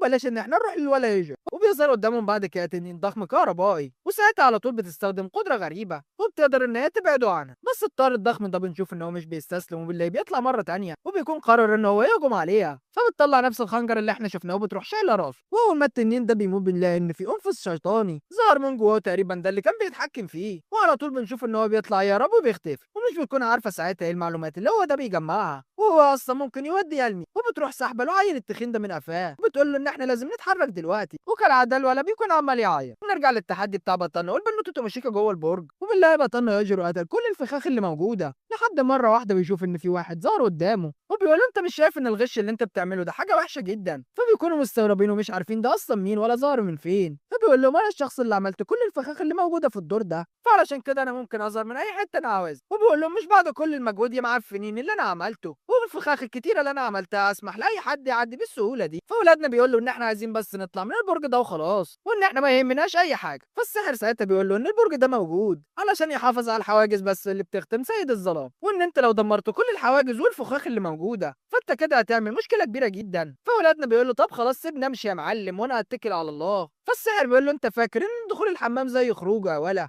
او ان انا ممكن اصدقك؟ واحد زي قدر ان هو يدمر الفخاخ دي بكل سهوله، اكيد هو تبع سيد الظلام. بس ولدنا بيكون اصلا شكله صدع من الرغي ده كله وبيروح مخلص عليه. وبنشوف سيد السيف وبيلاحظ ان كل الحواجز اللي موجوده في البرج عماله تتعطل واحد ورا التاني. وبنشوف المقاتل ريك وبنلاقي ان هو قادر ان هو يجمع 100 نقطه وده من القتال جوه البرج. وهو ماشي بيشوف الفارس العبيطه دي بتكون عماله تساعد لينين عشان يقتل واحد، وبتقول له ان هو لحد دلوقتي العبيط لسه ما جمعش ولا نقطه وانا بس بحاول اساعده. واخيرا لينين بينجح ان هو يقتل واحد وده من الفرسان اللي جوه البرج. وبنرجع لبطلنا بعد كده وبنلاقي ان هو دخل ساحه قتاله شكلها هيكون كبير جدا، وبنلاقي ان جواها اتنين بيقاتلوا بعض. وبنلاقي ان الزعيم بتاعهم اللي بيكون اسمه مساكي هو اصلا اللي داير العركه اللي قدامنا. بتكون المقاتله اللي تبع اللي اسمها شيرو وبتكون بتحارب واحده من انصاف الشياطين. واول ما بيكتشفوا حياتها بنشوف ان هي بتهجم على شيرو وبتقدر ان هي تطير السيف اللي معاها، بس بتتصدم ان شيرو بتقدر ان هي تتحرك بسرعه وبتكون معاها قوه كبيره جدا. وده اول ما بتسيب السيف اللي معاها علشان حركتها بتكون اسرع. وبنشوف ان اثناء القتال ده بطلنا يجروا بينادي على الناس دي بيقول لها يا رجاله يا رجاله احنا عايزين نعدي، وبيقول لهم يا جماعه يا جماعه نبغى نروح. وبيكون اصلا بطلنا عايز يعدي المكان وبيقول لهم ان احنا بنوعدكم ان احنا مش هنتدخل في اي حاجه في العركه دي. فالولا مساكي بيقول لهم ايه رايكم ان انتوا تنضموا للقتال ده كله علشان تلاميذي لحد دلوقتي ما حصلوش على اي نقط. فبطلنا بيقول لهم ان انا اصلا معناش غير 6 نقط بس يا ولا، وان احنا مش فارق معانا النقط دي. بس الولا مساكي المعفن بنشوف ان هو مش بيهاجموا كلام بطلنا، وساعتها بيبتدي ان هو يعرفه على الفريق بتاعه وبيقول له ان احنا عندنا مقاتلين يقدروا يتحكموا في كل انواع السحر يا ولا. وبيقول له ان انا هبتدي العركه دي دلوقتي وهسيب البنوته الشيطانه دي معاك في الفريق. فساعتها بطلنا بيكون اتعصب على الاخر فبيقتل كل المقاتلين بتوعه في ثانيه الا ثانيه. بيقول له انا كده اتوقع ان انا كسبت في التحدي يا معفن، ممكن بقى تسيبني اعدي بدل ما اخلص على اللي جابتك. وبنشوف ان الولا مساكي بيكون مرعوب ومتعصب على الاخر لما بطلنا يجري بيكون بيعدي من جنبه وبيقول له انت فاكر ان انا هسيبك بس ان انت تعدي بالسهوله دي؟ فعلى طول بطلنا بيروح قتله هو كمان. فبنوته توماشيكا ساعتها بتساله وبتقول له انت خلصت عليه ليه؟ فيقول لها ان ده شخص معفن وكذاب وشكله كان عايز يعمل لنا فخ. فبنشوف ان البنوته اللي نص شيطان دي بتقول له هو انت اللي قدرت ان انت تقتلهم بالسهوله دي؟ بيقول لها يا معلم عايزه حاجه. فبتقول له ان انا بشكرك وكمان عاوز اطلب منك طلب مهم جدا. وبنتعرف على البنوته اللي نص شيطان دي وبيكون اسمها سيو، وبنعرف ان هي بتدور على اختها الصغيره. بتقول لبطلنا يجري انا وصلت لحد هنا علشان عرفت ان شعبي اصلا كله محتاج اذانه. فالبنوته توماشيكا بتسالها وبتقول لها وانت عايزين ان احنا نساعدك علشان نلاقي اختك بس؟ فبتقول لهم ايوه بالظبط كده، بس لازم ان انتوا تخلوا بالكم لان انتوا لو ساعدتوني علشان الاقي اختي فساعتها انتوا هتكونوا اعداء لسيد السيف. فبطلنا بيقول لها ان كده كده اصلا احنا اعداء ليه، لان احنا ماشيين نبوظ في كل حاجه موجوده جوه القلعه وشغالين ان احنا نخربها. وبيقول لها على فكره خلي بالك ان قدرتي السحريه دي ممكن ما تساعدكيش بشكل كبير، وانت لازم تقولي لنا ايه اصلا افضل طريقه علشان نقدر ان احنا نساعدك دي. وبيسالها بعد كده وبيقول لها هو انت عندك اي معلومات عن المكان اللي انت بس بتدوري فيه؟ فبتقول له على فكره بنسبه كبيره هم محبوسين تحت الارض. وبنشوف ان الشباب بيوصلوا كلهم بعد كده والبنوته بتكون عماله تتخانق مع الولد ليلين وبتقول له انت لازم يا ولد تشد حيلك في القتال شويه علشان انت تقدر بس ان انت تجمع شويه نقط. وبطلنا بيكون مستغرب ان الولد لينين قدر ان هو يعدي مستويات صعبه جدا. بيوصلوا بعد كده الغرفه بيكون موجود فيها سيد السيف وباقي المتسابقين وبيقول لهم بعد كده ان وقت المسابقه انتهى وان اللي كسب منكم اتبقى ده 17 واحد بس. بنشوف مره واحده ان المساعدين بتوعه بيجوا وبيقولوا له ان خلاص البرج هينهار قريب وان الحاجز الاول اللي كان موجود حوالين البرج ده اتدمر وان دلوقتي ما فيش اي حاجه غير الحاجز التاني. وواضح كمان ان اتباع سيد الظلام دول قربوا ان هم يخترقوا الحاجز التاني اللي احنا عاملينه. وبيظهر فجاه صوت انفجار قوي جدا وبيتفاجئوا كلهم ان فجوه سيد الظلام قربت جدا من البرج وقدرت كمان ان هي تخترق الحاجز الاول والتاني. وبنشوف فجأة إن واحد من أتباع سيد الظلام بيظهر وبيقول لهم أنا دلوقتي لو قدرت إن أنا أفجر البرج فكده الحاجز التاني كمان اللي موجود هيتدمر. فسيد السيف بيقول لهم إن أنا كنت متأكد إن حاجة زي دي هتحصل بعد 3 أيام مش دلوقتي، وبيطلب ساعتها من كل الموجودين إن هم يستعدوا للقتال، وبيقول لهم إن إحنا لو ما قدرناش إن إحنا نهزم أتباع سيد الظلام فكل البشرية هتنتهي وتفنى. وبطلنا بنشوف إن هو بيكون قرر ياخد البنوتة سيو والبنوتة توميشيكا وبيقول لهم إن دلوقتي فرصتنا علشان إحنا ندور تحت الأرض. فالبنوتة توميشيكا بتقول له ولا وانت مش هتساعدهم، فبيقول لها انا لو خلصت على اتباع سيد الظلام فانا ساعتها هلفت انتباه سيد السيف وساعتها ياخد باله مني، فعلشان كده انا قررت اسيب لهم الموضوع ده واحنا هنقعد ندور على اخت سيو الصغيره. والولد لينين بيكون خايف جدا وبيقعد يقول لريك يلا بينا يا ريس ولازم نهرب، فريك ساعتها بيقول له ان مفيش اي وقت للهروب ولازم ان احنا ما نسيبش سيد السيف. وبنشوف ان الشخص التابع لسيد الظلام بيقول لسيد السيف انا عاوزك بس تقول لي الطريقه اللي اقدر ان الغي بس بيها ختم سيد الظلام. فبيقول لي يا معفن هو انت فاكر ان انت لو قدرت ان انت تدمر البرج ده كله فانا اقول لك السر ده بكل سهوله. وبنشوف ان هو بيبتدي ان هو يقتل في المقاتلين واحد ورا التاني وبيهددوا ساعتها وبيقولوا ان انا هقعد اقتل لك فيهم واحد ورا التاني، وده لحد بس ما انت تقول لي طريقه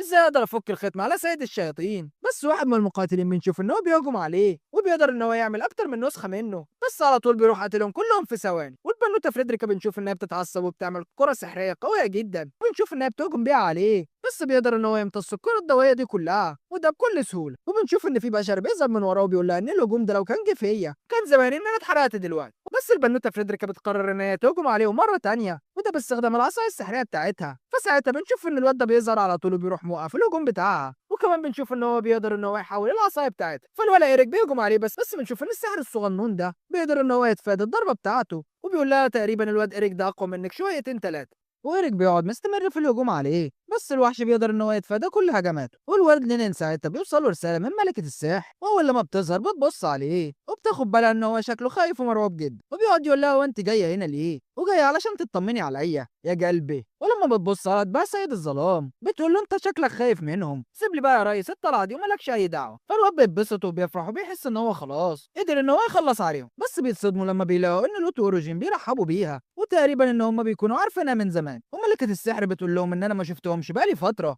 وعلشان بس ما اكدبش عليك ودول شويه من صحابي. فساعتها بيقول لها وانت مش قلت ان انت هتساعديني وتخلصي عليهم؟ فبتقول له تقريبا انا فهمتك غلط لان انا اصلا هدفي ان انا اخلص على البشريه كلها. فيعني بيتصدم وبيحس ان هي كمان راحت معاهم. وبنروح لبطلنا بعد كده وبيكون واخد باله ان السلالم اللي هو ماشي عليها كانهم ماشيين في متاهه وملهاش اي نهايه. وسيو بتقول لهم ان انا بدات احس بالقوه السحريه بتاعت شعبي. فالبنوته توموشيكا بتساله وبتقول له وانت تقدر ان انت تدمر الحاجز زي ما انت قدرت تساعد العفريته موكا قبل كده؟ فولادنا بيقول لها ان انا ما اقدرش ان انا ادمر الحاجز ده لان شعب سيو ممكن يكون هو اللي عمله اصلا وان انا لو دمرته ساعتها هيكون في خطر على حياتي. وفجاه البنوته توموشيكا بتاخد بالها ان تقريبا في نصل سحري قدر ان هو يعدي من خلال جسمها. وسيو بعد كده على طول بتلاقي ان في باب غريب بيكون موجود تحت وبتقعد تقول لهم ان انا حاسه ان في حاجه غريبه جدا موجوده ورا الباب ده. واول لما بتخش بتتصدم لما بتلاقي ان شعبها كله محطوط في انابيب اختبار وده علشان يقدروا ان هم يسحبوا منهم قوتهم السحريه وان هم كانوا بيستخدموا القوه السحريه دي علشان يقدروا ان هم يختموا بيها ملك الشياطين. فساعتها بتتضايق وبتقرر ان هي لازم تكسر كل انابيب الاختبار دي علشان تريح شعبها من المعاناه بتاعته. وسيو بتكون قررت ان هي خلاص هتنتقم من سيد السيف وان هي هتخلص عليه بايديها. والبنوته توموشيكا ساعتها بتقعد تسال وبتقول لهم هو انتوا ناويين على ايه بالظبط؟ فولادنا يجري بيقول ان احنا هنرجع لهم مره تانيه وبعد كده هنتصرف معاهم فوق. وبنرجع بعد كده لايريك وسيد السيف وبيقولوا واضح كده ان الموضوع باظ على الاخر. وسيد السيف بيقول لايريك ان انت هتكون خليفتي وان انت هتكون سيد السيف لو انا مت. فايريك ساعتها بيساله وبيقول له هو انت ناوي تحب ايه دلوقتي بالظبط؟ فبيقول له ان انا هستخدم الطاقه الباقيه اللي موجوده في البرج وهكمل العركه بيها. فلينين ساعتها بيقعد يعتذر لهم ان هو غلط وطلع لهم ملكه السحر. فسيد السيف بيقول له ان انا اصلا ما كنتش متوقع ان انت تقدر ان انت تساعدنا باي حاجه. فساعتها الولد بيروح يسال ملكه السحر وبيقول له انت واقفه في صفهم ليه؟ فبتقول له ان انا قلت لك من شويه يا ولا لا عندك زهايمر ان احنا كنا اصحاب. وبنشوف ان هو بيكون عمال يتكلم مع ملكه السحر علشان يضيع شويه من الوقت وان هو يشتت الانتباه وده لحد بس ما سيد السيف يقدر ان هو يجمع طاقته ويقتله. وكلهم بيتصدموا لما بيسمعوا ان ملكه السحر بتقول لهم ان اصلا حبيبي سيد الظلام موجود جوه الخيط وبتقول ان انا بعت اتباع كتير ليا علشان يدوروا عليه وده لحد ما انا بس ما اتاكدت ان هو مختوم هنا. وبتقول له ان انا اتباع ما قدروش ان هم يتغلبوا على سيد السيف المعفن ده فعلشان كده انا دورت على واحد مغفل زيك يقدر ان هو يساعدني في المهمه بتاعتي. وبعد كده بنشوف ان لوط خد باله ان الختم قرب يتفك. فساعتها ملكه السحر بتطلع مرايه سحريه وبتقعد توريهم الشخص اللي قتله يجروا وبتقول لهم ان الراجل ده لو كان لسه عايش كان قادر ان هو يصلح الختم بسهوله مره تانية. وبتوريهم صوره الولد مساكي وبتقول لهم ان الولد ده كمان لو كان عايش كان زمانه قادر ان هو يسبب خطر كبير جدا عليا. وبتقول للينين كمان ان انا سحبت منك قدره الشفاء، وبتطلع بعد كده قلب سحري وبيكون شكله غريب جدا، وبتقول لهم ان ده هو جوهر الختم، وان انا مجرد ما هدمره في ساعتها الختم كله هيتفك. فسيد السيف ساعتها بيكلم ايريك وبيقول له شكلنا كده هنموت يا ولد الوقت. وبنشوف ان بطلنا بيوصل وبياخد باله ان الوضع شكله خربان، وبيشوف ان ملكه السحر ساعتها بتكسر القلب اللي معاها، وبنلاقي فعلا ان الختم بدا ان هو يتكسر، وكلهم بيكونوا مصدومين على الاخر لما بيشوفوا ان الملكه المقدسه بس هي اللي عايشه وهي على قيد الحياه، وان سيد الظلام بيقع ميت في الميه. والبنوته توموشيكا ساعتها بتعرف ان بطلنا يجري هو اللي قتله، وده لما بص على الختم اول مره من فوق البرج. والبنوته سيو بتجري بسرعه جدا على سيد السيف وقامت مطيره دماغه. وفجاه بنشوف ان الكائن الغريب اللي كان متنكر على هيئه تنين كهربائي بيقتل ساعتها ملكه السحر وبعد كده بيهرب. بس الولد لوت ساعتها بيقدر ان هو يستخدم سحر الشفاء بتاعه، وبنشوف ان هو بيعالجها وبتقوم زي المجنونه. وروجين ساعتها بيشيل سيد الظلام وبيكون متضايق جدا عليه، وبيأمر اتباعه ان هو لازم انهم يقتلوهم كلهم. بس الملكه المقدسه بتقدر ان هي تعمل حاجه سحري علشان بس تقدر ان هي تحميهم من هجوم الشياطين، وولدنا على طول ساعتها بيستخدم السحر بتاعه وبيقتل اوروجين هو واتباعه كلهم. وملكه السحر بنشوف ان هي من الصدمه مش بتكون مصدقه ان سيد الظلام اتقتل، وبتقعد تستخدم كل قوتها السحريه بشكل عشوائي. فسيو ساعتها بتطلب منه ان هو يخلص عليها، فبيقول لهم انه انا مش شايف ان هي بتعمل اي حاجه ناحيتي، وان مفيش اي سبب مقنع عشان اخلص عليها. وبتوصل بعد كده البنوته اللي قاعده بتدور على بطلنا علشان تخلص عليه، وبنعرف ان هي اسمها ايو، وبتكون ساحبه العائل التخين ده معاها في الرحله بتاعتها. ولما بتقرب من الولا ايريك بتساله وبتقول له انت تعرف شخص اسمه يوجيرو، لان انا عمال ادور عليه. فبيقول لها يا نبيها انت شايفه ان ده وقت مناسب عشان تسالي عن حد؟ فبتقول له فعلا معاك حق، انا شايفه ان الدنيا متبهدله على الاخر والسحر عمال يتضرب في كل مكان. وبتبتدي ساعتها ان هي تحلل قدرات ايريك، وبتاخد بالها ان هو سيد السيف الجديد. والملكه المقدسه ساعتها بتقول لايريك ان الحاجز بتاعي مش هيقدر ان هو يستحمل اكتر من كده. فايريك ساعتها على طول بيقرر ان هو يهجم على ملكه السحر، وبيقوم مخلص عليها بالسيف بتاعه. وبعدها البنوته وهي بتبتدي ان هي تاخد بالها من ولدنا يوجيرو، ولما بتقدر ان هي تحلل قوته بتتصدم ان ولدنا عنده قوه مرعبه جدا وتقريبا عنده قوه لا نهائيه. فساعتها بنشوف ان هي بتترعب وبتخاف وبتقعد على الارض، وبتقرر ان هي تنسحب وبتقول لبطلنا ان انا جبت لك العيل التخين ده لان هو كان عمال يدور عليه. وبتقرر ساعتها على طول ان هي تتكل على الله. فولادنا ساعتها بيكلم الواد التخين ده بيقول له يا ولا وانا مش سايبك في الغابه، واصلا فين الطوق اللي انا كنت سايبه على رقبتي؟ فبيقول ان الطوق اللي على رقبتي ده اصلا المفروض ان هو بينتهي، وده بعد فتره صغيره. وبيقعد يطلب من بطلنا بعد كده ان هو يسامحه وان هو ما يخلصش عليه. وإيريك ساعتها بيقعد يسال البنوته سيو وبيقول لها هو انت ليه خلصتي على سيد السيف اللي قبلي؟ فبتقول له ان هو استغل شعبي وان هو سحب كل قوتهم السحريه، فعلشان كده انا كان لازم ان انا انتقم منه. وبتقول له لو انت ناوي ان انت تمشي على نفس خطه سيد السيف فاعمل حسابك ان انت تكون العدو بتاعي. وولدنا ساعتها بيتدخل وبيأيد الكلام ده، وبنشوف ان هو بيقف في صفها. فإيريك ساعتها بيقول له انت ممكن تقدر ان انت تعمل ايه وانت اصلا ما عندكش اي قوه خالص. بس بنشوف ان الملكه المقدسه بتوقفه وبتقول له ما تحاولش ان انت تعمل مع الولد اي حاجه، لان هو اصلا ممكن يخلص عليك في اي ثانيه. وعلى فكره هو اللي خلص على الولا اوروجين هو واتباعه. وبنشوف ان هي بتشكر بطلنا علشان ساعدها. وإيريك ساعتها بيسالهم وبيقول لهم هو انتوا رايحين فين بعد كده؟ فبيقولوا له ان احنا طالعين على العاصمه الملكيه. ولينين كمان بنسمع ان هو بيقول ان هو اصلا عايز يروح هناك علشان يقدر ان هو يعالج فريدريك. وبطلنا ساعتها بيسال البنوته سيو وبيقول لها هو انت لسه هتدوري على اخت؟ فالبنوته بتقول ان انا كمان هبدا بحث عنها، وبنعرف ان اسمها اوفيمي. فبيكونوا حاسين انهم سمعوا الاسم ده قبل كده، وده لما كانوا موجودين في العالم هنا. فالبنوته بتقول ان انا عايزك تقول لي كل الطرق اللي انت مشيت فيها، وده من ساعه ما انت وصلت العالم هنا. وإيريك ساعتها بيدي بطلنا يجرو خريطه علشان تقدر ان هي تساعده ان هو يوصل للعاصمه الملكيه، وكمان بيدي له قلاده غريبه بيقول له ان انت لو قابلت اي مشكله هناك طلع بس القلاده دي. وبطلنا والبنوته توموشيكا بيبتدوا ان هم يتحركوا ناحيه العاصمه الملكيه، وكالعاده ولدنا بيحب ينام في كل رحله، والواد التخين بيكون متضايق ان مفيش اي حد بيعبره هنا وان هو هيفضل موجود في العالم ده لوحده. وفجاه بنشوف ان الولد لوت بيظهر قدامه وبيقعد يقول له احكي لي اي حاجه تعرفها عن بطلنا يوجي. وبنروح بعد كده للحكيمه شيون تعرف ان المقاتله هو هربت وان هي ما خلصتش على يوجي. فساعتها بيسالها بيقول لها وانت ناويه تهببي ايه معاه؟ فبتقول له ان انا لحد دلوقتي مش قادر ان انا افهمه كويس. فبتقرر ساعتها ان هي هتستدعي ناس من اليابان وان الناس دي ليها علاقه بيوجيرو قبل كده. وبنشوف ان هي بتقدر ان هي تستدعي راجل عن طريق بوابه سحريه، ولما بيوصل بنعرف ان هو مش بيكون عارف هو موجود فين. فبتبتدي ان هي تعرفه بنفسها وبتقول له ان انت موجود دلوقتي في عالم تاني وان انا اللي استدعيتك. واول ما بيطلع موبايله وبيشغل الجي بي اس بيعرف ان ولدنا يوجيرو موجود في العالم هنا، وبيكون فرحان وبيقول ان انتوا قدرتوا ان انتوا تنقذوا البشريه منه. وفجاه بنشوف ان في انذار بيظهر على الجهاز اللي معاه ان تم تنشيط التدمير الذاتي. وفجاه بنشوف ان الراجل ده دماغه بتتفرتك، والحكيمه ساعتها بتكون مصدومه تقعد تسال وبتقول هو بطلنا ده مين بالظبط. وبنرجع للاتوبيس اللي بطلنا كان موجود فيه بنلاقي ان في بنوته بتصحى مره تانية وده بعد ما ماتت. فبنعرف ان جهاز الذكاء الصناعي هو اللي قدر ان هو يسيطر عليها وقدر ان هو يرجع للحياه مره تانية، وبيقعد يامرها ان هي لازم تنفذ له شويه من الاوامر ده لو هي حابه ان هي تعيش مره تانية، وبيقول لها ان انت معاكي 30 دقيقه بس، وان انت لازم تعالجي الاصابه بتاعتك ده في اسرع وقت. ولما بتطلع من الاتوبيس بتلاقي التنانين اللي بطلنا كان خلص عليها اللي هي اصلا كانت قتلتهم، وبنشوف ان هي بتبتدي ان هي تاكل فيهم علشان تبتدي تعالج نفسها. وبنشوف فلاش باك زمان على حياه بطلنا يجرو لما كان موجود مع المعلمه بتاعته اساك، وبيكون واضح ان المعلمه بتاعته فاشله جدا في الطبخ ومش عارفه تعمل اكل، ومتضايق ان مفيش اي حد هنا علشان يقدر ان هو يطبخ مكانها. ولما ولادنا بيدوا الاكل مش بيكون عاجبه وبيقعد يقول ان الاكل طعمه وحش جدا، فبتقعد تزعله وبتقول له ان انت ما ينفعش ان انت تقول على الاكل وحش، وانا اصلا اللي عامله لك وهو جميل جميل وان انت لازم تشكرني. فولادنا ساعتها بيضطر ان هو ياكل الاكل من سكات وبيقعد يقول ان هو طعمه حلو. بس البنوته اساكا لما بتجرب الطبيخ بتاعها بتعرف ان هو يقرف وان هو ما يتاكلش، وبتقعد تقرا بعد كده العقد اللي كانت مضته مع الشركه،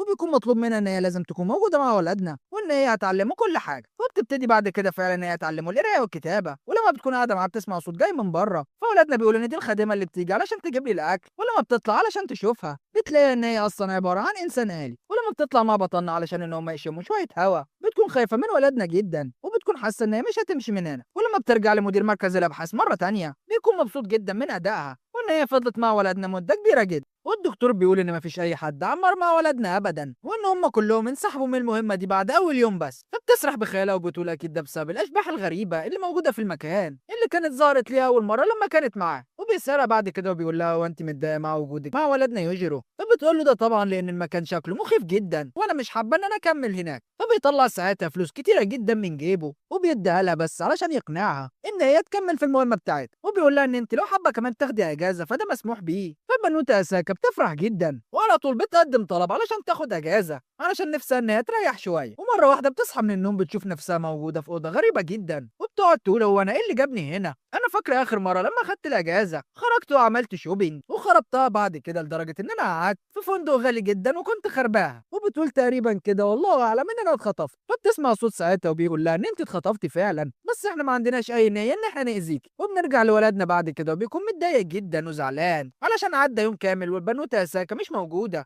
وبيلاحظ ان الكلب حتى اللي موجود معاه شكله متضايق علشان البنوته مش موجوده. فبيقول له اطمن انا هروح دلوقتي علشان اجيبها لك. وبيروح بعد كده للروبوت اللي كانت موجوده في المزرعه وبيقول لها هي البنوته اساكا فين؟ فبتقول له ان هي في اجازه دلوقتي. فبيسالها وبيقول لها هي موجوده فين دلوقتي لان انا عاوز اروح لها. فبتقول له ان الباحثين بس والدكاتره هم اللي عارفين هي فين دلوقتي. فبيقول لها وديني عند الباحث حالا ناو علشان انا عاوز اساله. فبتاخده ساعتها عند بوابه الدخول وبتقول له ان البوابه دي بتفتح من بره بس وما نقدرش ان احنا نفتحها من هنا. وفجاه فريق الباحثين كلهم بيتفاجئوا ان ولدنا بيكلمهم وبيطلب منهم وبيقول لهم افتحوا الباب حالا علشان انا عاوز ادور على البنوته اساك. وساعتها على طول بيبلغوا المدير، ولما بيخش اوضه المراقبه بيلاقي ان كل الباحثين اتقتلوا وبيلاقوا ان ولدنا يجري قدر ان هو يخش جوه، وبيطلب من الباحثه اللي موجوده ان هي تفتح الباب احسن ما يخلص عليها. فالمدير على طول ساعتها بيطلب من الشرطي اللي معاه ان هو يقتل الموظفه قبل ما تفتح الباب. وبنشوف الشرطي ساعتها بيرفع المسدس بتاعه بيكون مرعوب علشان هيقتل الباحثه، بس على طول بنشوف ان هو بيموت في ساعتها. وولدنا على طول بيخش عليه وبيقول له هي فين البنوته اساكا؟ فبيقول له ان هي في اجازه دلوقتي. فولدنا بيساله وبيقول له هي هترجع امتى من الاجازه؟ فبيقول له ان هي مش ناويه ان هي ترجع ابدا. فولدنا بيقول له طب هي ليه مش ناويه ترجع؟ فالمدير بيقول له علشان الوكاله خطفتها. فولدنا ساعتها بيطلب منه هو يجي معاه علشان يساعده بس وينقذوا البنوته اساكا. فبيقول له ان انا مش هقدر اعمل اي حاجه للوكاله لان هي عندها نفوذ عالي جدا ويقدروا ان هم يخلصوا عليا. فولدنا ساعتها بيقول ان انا هروح لوحدي وهرجعها. وفعلا بنشوف ان ولدنا بيقدر ان هو يوصل للوكاله وبيخلص على كل الجنود اللي كانوا موجودين فيها. ولما المسؤولين بيشوفوه من كاميرات المراقبه بيقولوا ان احنا لازم ان احنا نستخبى منه وكمان نقتله على طول بحيث ان هو ما يشوفناش. وفعلا بنشوف ان هم بيستخبوا منه، بس بنشوف ان هم اول ما بيقرروا ان هم يهجموا عليه بنشوف ولدنا على طول بيخلص عليهم وبيقتلهم. وبنروح للبنوته اساكا وبنعرف ان هي متضايقه جدا علشان هي محبوسه،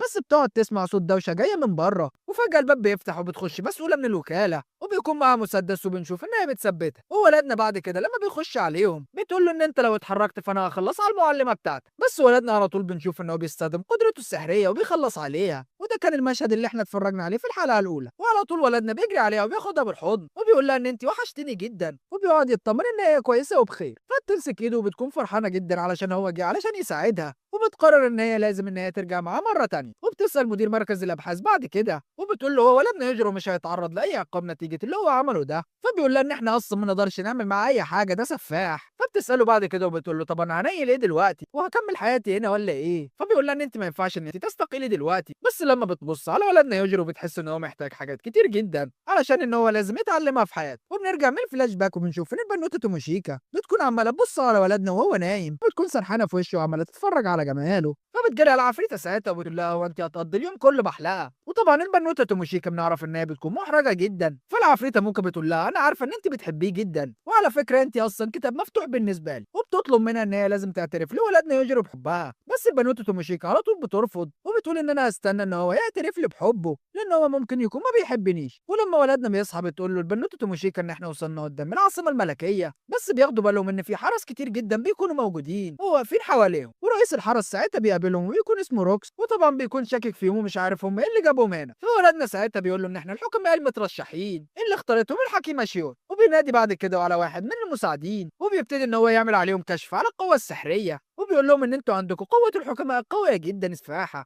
بس انتوا اصلا ممكن ان انتوا تقدروا تزوروا الموضوع ده بكل سهوله. فعلى طول بيطلع له السلسله اللي كان اداها له ريك، فساعتها كلهم بيعتذروا له احتراما بس ليه. وبيقول للبنوته توموشيكا ان السلسله دي كان اداها لي ريك، وقال ان انت لو واجهت اي مشكله فانت بس عليك ان انت تطلع السلسله دي وانت مالكش اي دعوه بعد كده. وبيكونوا لسه هيخشوا العاصمه الملكيه، بيجي ابن الملك اللي بيكون اسمه ديفيد، وبيكون بيقرر ان هو لازم يتحدى واحد فيهم علشان يعرف بس اذا كانوا هم الحكماء المترشحين ولا دول كدابين. وديفيد بيقول لهم ساعتها ان انا ضعيف جدا وان انتوا فعلا لو عندكم قوه كبيره فانتوا هتقدروا ان انتوا تهزموني بسهوله. فولدنا ساعتها بيطلب من البنوته توموشيكا ان هي لازم تتحدى الولد ديفيد. ولما بيبتدي التحدي ما بينه وبنشوف ان البنوته توموشيكا بتبتدي ان هي تحرك السكينه اللي معاها وتكون بتحاول ان هي تضلل الولد ديفيد لحد ما بتقعد تتحرك بكل خباثه، وبتكون عماله ان هي تقرب منه، وعلى طول بتروح راميه السكينه وبتطلع تجري بسرعه كبيره جدا، وبتظهر وراه فجاه وبتدي له واحده تحت الحزام انا نفسي اتوجعت له، وبتنجح طبعا ان هي تهزمه من ضربه واحده. وولدنا ساعتها بيكون متفاجئ على الاخر، ولما بيقرب من العاصمه الملكيه بيلاقي ان هي متحوطه بتعويذه غريبه جدا. فديفيد ساعتها بيقول له ان التعويذه دي عملها شخص عنده سحر كبير، ولما بيقول له على اسمه ولدنا بيعرف ان ده الراجل اللي كان عمال يعمل الفخاخ، وده في القلعه اللي كانوا عمالين يتحدوا بعض فيها. بس طبعا ولدنا خلص عليه بكل سهوله. ولما بيكونوا جوه القلعه الملكيه بياخدوا بالهم ان في مقاتلين كتير جدا، فديفيد ساعتها بيقول لهم ان هم اصلا موجودين هنا علشان بس يحموا المملكه من ملك الشياطين. ولما بيسيبهم ويمشي بنشوف ان ولدنا بيقول للبنوته توموشيكا ان احنا دلوقتي هنقابل الطلبه اللي سابونا زمان وهربوا، وبيقول لها ان انت لازم تقتنعي ان هم دلوقتي اعدائنا، وده بعد ما هم سابونا ومشوا. ولما بيخشوا جوه بنشوف ان الملك بيطلع لهم وبيبتدي ان هو يرحب بيهم، وبيقول لهم ان انتوا طالما تم استدعاءكم هنا فاكيد انتوا جايين علشان المهمه التانيه. وبيكون لسه هيبتدي ان هو يشرح لهم المهمه بنشوف ان في واحد من الطلبه بيقوم يقف وبيقول للملك هو انت بتتكلم معانا ليه بالغرور ده؟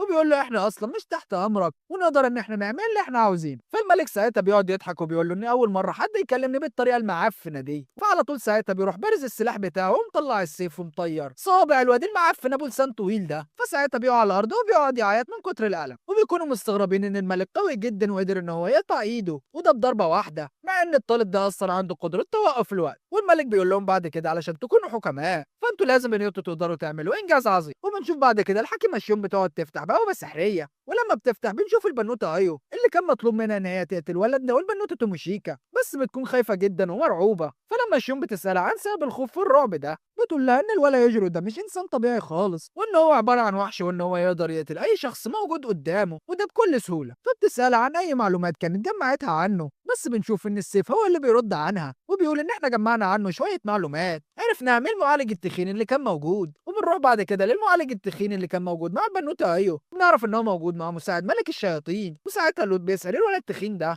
وبيقول له ان انت لازم تساعدني عشان الاقي ولا يجرو ده واقتله. فبيقول له ان انت لوحدك مش هتقدر تعمل مع ولدنا يجرو اي حاجه لان هو اصلا قتل سيد الشياطين بتاعك. ولوت ساعتها بيقول له ان انا هستعين بشخص اقوى من سيد الشياطين، وبيطلع ساعتها مفتاح وبيكون شكله غريب جدا، وبيقول له ان المفتاح ده مختوم فيه شخص اقوى من ملك الشياطين ذات نفسه. فالواد التخين بيقول له هو مين ممكن يكون اقوى من ملك الشياطين وكمان مختوم جوه المفتاح؟ فبيقول له اللي مختوم جوه المفتاح ده هو اخته الصغيره بس عندها قوه اكتر منه بكتير جدا. فبيحس ساعتها ان هو اتورط في حوارات كتير وبيقرر ان هو لازم يهرب بسرعه، بس لوط على طول بيلحقه وبيجيبه من شعره وبيقول له ان انا ما اعرفش معلومات كتير عن الولا يجروا، فانت لازم ان انت تساعدني. وبيدحرجوا على الارض بعد كده، وبنرجع للملك بعد كده وبيقول لهم ان انتوا لو قدرتوا ان انتوا تغزوا العالم السفلي اللي موجود تحت المملكه وتهزموا ملك الشياطين، فساعتها هتكونوا عملتوا انجاز عظيم جدا، وان انتوا كده هتكونوا بتستحقوا لقب الحكماء. وبيطلب منهم بعد كده ان هم يعالجوا الواد اللي كان قطع له ايده بالسيف. وبنروح بعد كده للملكه المقدسه اللي كانت بتقاتل ملك الشياطين، واول لما بتخش المملكه بتاعتها بنشوف ان الخادم بيقعد يرحب بيها وبياخدها على البيت، وبيسالها بعد كده وبيقول لها هو انت قدرتي تعمل ايه مع سيد الظلام اللي كان موجود في الوادي؟ فبتقول له ان هو مات واتقتل وان احنا قدرنا ان احنا نتخلص منه. بس بيسالها ساعتها عن مفتاح الختم بتاعه، فبتقول له وانت قصدك ايه؟ انا مش فاهمه اي حاجه. بس ساعتها بنشوف ان هو بيطلع مفتاح شكله غريب جدا وبيخرج منه طاقه سحريه جباره وبيقدر ان هو يتحكم فيها. وبنشوف ولدنا لما بيكون واقف مع الطلبه بعد كده، وطبعا كلهم بيكونوا مش مصدقين ان ولدنا والبنوته توموشيكا لسه عايشين وقدروا ان هم يطلعوا من الاتوبيس. وبيقولوا له انت جاي اكيد علشان تنتقم مننا، وده بعد ما احنا سيبنا كل لوحدكم. بس في طالبه بتظهر بعد كده وبتقول لولدنا يوجيرو ان احنا لازم ان احنا نتعاون مع بعض علشان المهمه اللي كان كلفنا بيها الملك ده، وان ده مش وقت اي تصفيه حسابات. وبنشوف ولدنا بعد كده بيكون قاعد مع اتنين من الطلبه، بيخش عليهم واحد وبيكون شكله غريب جدا وبيطلب ساعتها ان هو يتكلم مع ولدنا، وبيبتدي بعد كده ان هو يعرفه بنفسه وبيقول ان انا حاصد ارواح وان انا مهمتي كانت ان انا اراقبك. وبيقعد يقول لولدنا ان انا اصلا ممنوع ان انا اقرب منك او حتى بص بس في عينك. وبيروح مطلع بعد كده عينه وبنشوف ان هو بيحطها قدام ولدنا على الترابيزه وبيقول له ان العين دي بتقدر ان هي تكتشف اي حاجه غير طبيعيه، بس للاسف اول ما انت وصلت هنا فالعين دي فقدت كل قوتها. وقبل لما بيمشي بيقول لولدنا انا عارف ان انت لسه ما استخدمتي قوتك الكامله اصلا لحد دلوقتي. وبنشوف ولدنا بعد كده بيكون واقف مع بنتين زمايله، والبنتين دول اصلا كان مهمتهم ان هم يراقبوا بطلنا وان هم يجمعوا عنه معلومات كتير. بس اول لما بيعرفوا قوته الحقيقيه على طول بيبتدوا ان هم يقعدوا يعتذروا لولدنا علشان بس ما يخلصش عليهم. والبنوته كاروت ساعتها بتسال ولدنا وبتقول له ايه اللي جابك العاصمه الملكيه؟ فولدنا بيقول ان انا عايز اقابل الحكيمه شيون علشان بس اشوف اي طريقه اقدر بيها ارجع للعالم بتاعنا. وولدنا بيقول اننا دلوقتي هعتبركم حلفاء وده الوقت مؤقت بس لان احنا كلنا دلوقتي متكلفين بمهمه من الملك ولازم ان احنا نخلصها مع بعض. وبيبتدوا ان هم ينزلوا العالم السفلي اللي بيكون موجود اصلا تحت المملكه، وبيكون اتقسموا لمجموعتين. وبنشوف ان البنوته توموشيكا ساعتها بتلبس لبس جديد علشان المهمه بقى وكده، وبتكون نازله ذبح في الشياطين اللي موجوده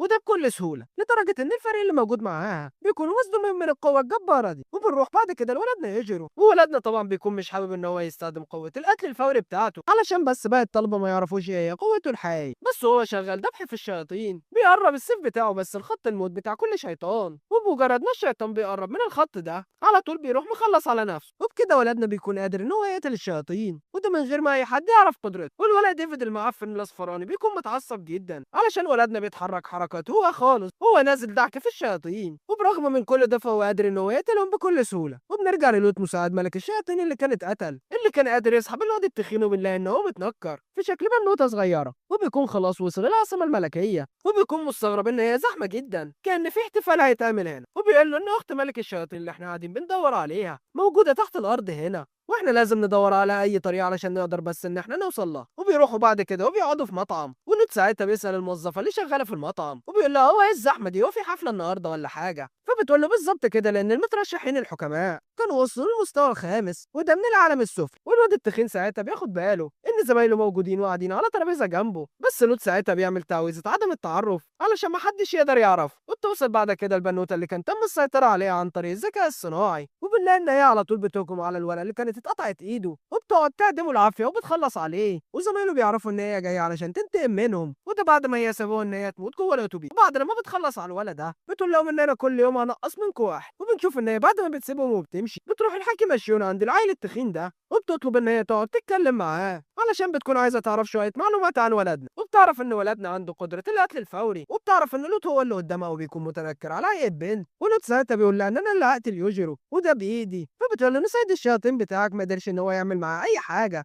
واصلا مات في ثانيه واحده. وبيطلبوا منها ساعتها ان هي تقول لهم على طريق العالم السفلي علشان يقدروا ان هم ينزلوا تحت وان هم يحرروا اخت ملك الشياطين. وفعلا بنشوف ان هي بتبتدي ان هي توصف لهم الطريق وبتقول لهم المدخل موجود فين. وبنشوف ولدنا كالعاده بيكون قاعد يلعب على الجهاز وبيقول للبنوته توموشيكا اخبار اجتياح العالم السفلي ايه ويا ترى عملنا ايه. فبتقول له ان احنا دلوقتي وصلنا للمستوى الخامس وان فاضل مستويين بس وان بعديها نوصل لسيد الظلام. وبيعرفوا ان الطالب اوشيو مات وان البنوته يوشيزاكي رجعت للحياه مره تانية وان هي اللي خلصت عليه، وبتكون اقسمت ان هي تقتل كل الطلبه اللي كانوا موجودين وده واحد ورا واحد. فولدنا ساعتها بيستغرب جدا ازاي البنوته دي قدرت ترجع بيه الحياة تاني، وده بعد ما كانت اتقتلت. وبنروح للحكيمة شين بعد كده، وبيكون معاها المساعد بتاعها، وبيقول لها إن المترشحين الحكماء وصلوا خلاص للمستوى السادس، وده من العالم السفلي. في رأيك إن إحنا نزود العقبات شوية، ولازم إن إحنا نصعبها، لأن واضح كده إن هما بيقدروا يعدوا المستويات بكل سهولة. وبيقول لها أنت ناوية تعملي إيه مع الولا يوجيرو؟ فبتقول له أنا لسه ما فكرتش هنيل إيه معاه لحد دلوقتي. وفجأة بنشوف إنه بيخش عليهم الطالب هاراتو، وبيطلب منها إن هي لازم تزود المدة الزمنية اللي كانت هي اديتها له. فالحكيمة شيون بتوافق، وبتقول له إن أنا مش هزود لك المدة مجانا، بس أنا عاوزة منك خدمة صغيرة، والخدمة هي إن أنت تساعدني في التخلص على ولدنا يوجيرو. فساعتها هاراتو بتشوف إن هو بيضحك وكأنه فرحان إن هي طلبت منه حاجة زي دي. فيا ترى الولد ده هيعمل إيه؟ ده اللي هنعرفه في الحلقات الجاية. وبس كده يا سيدي، يبقى كده خلص ملخصنا. ما تنساناش بلايك وشير، ولو تتفرج عليا لحد هنا ما تنساش تكتب لي 50.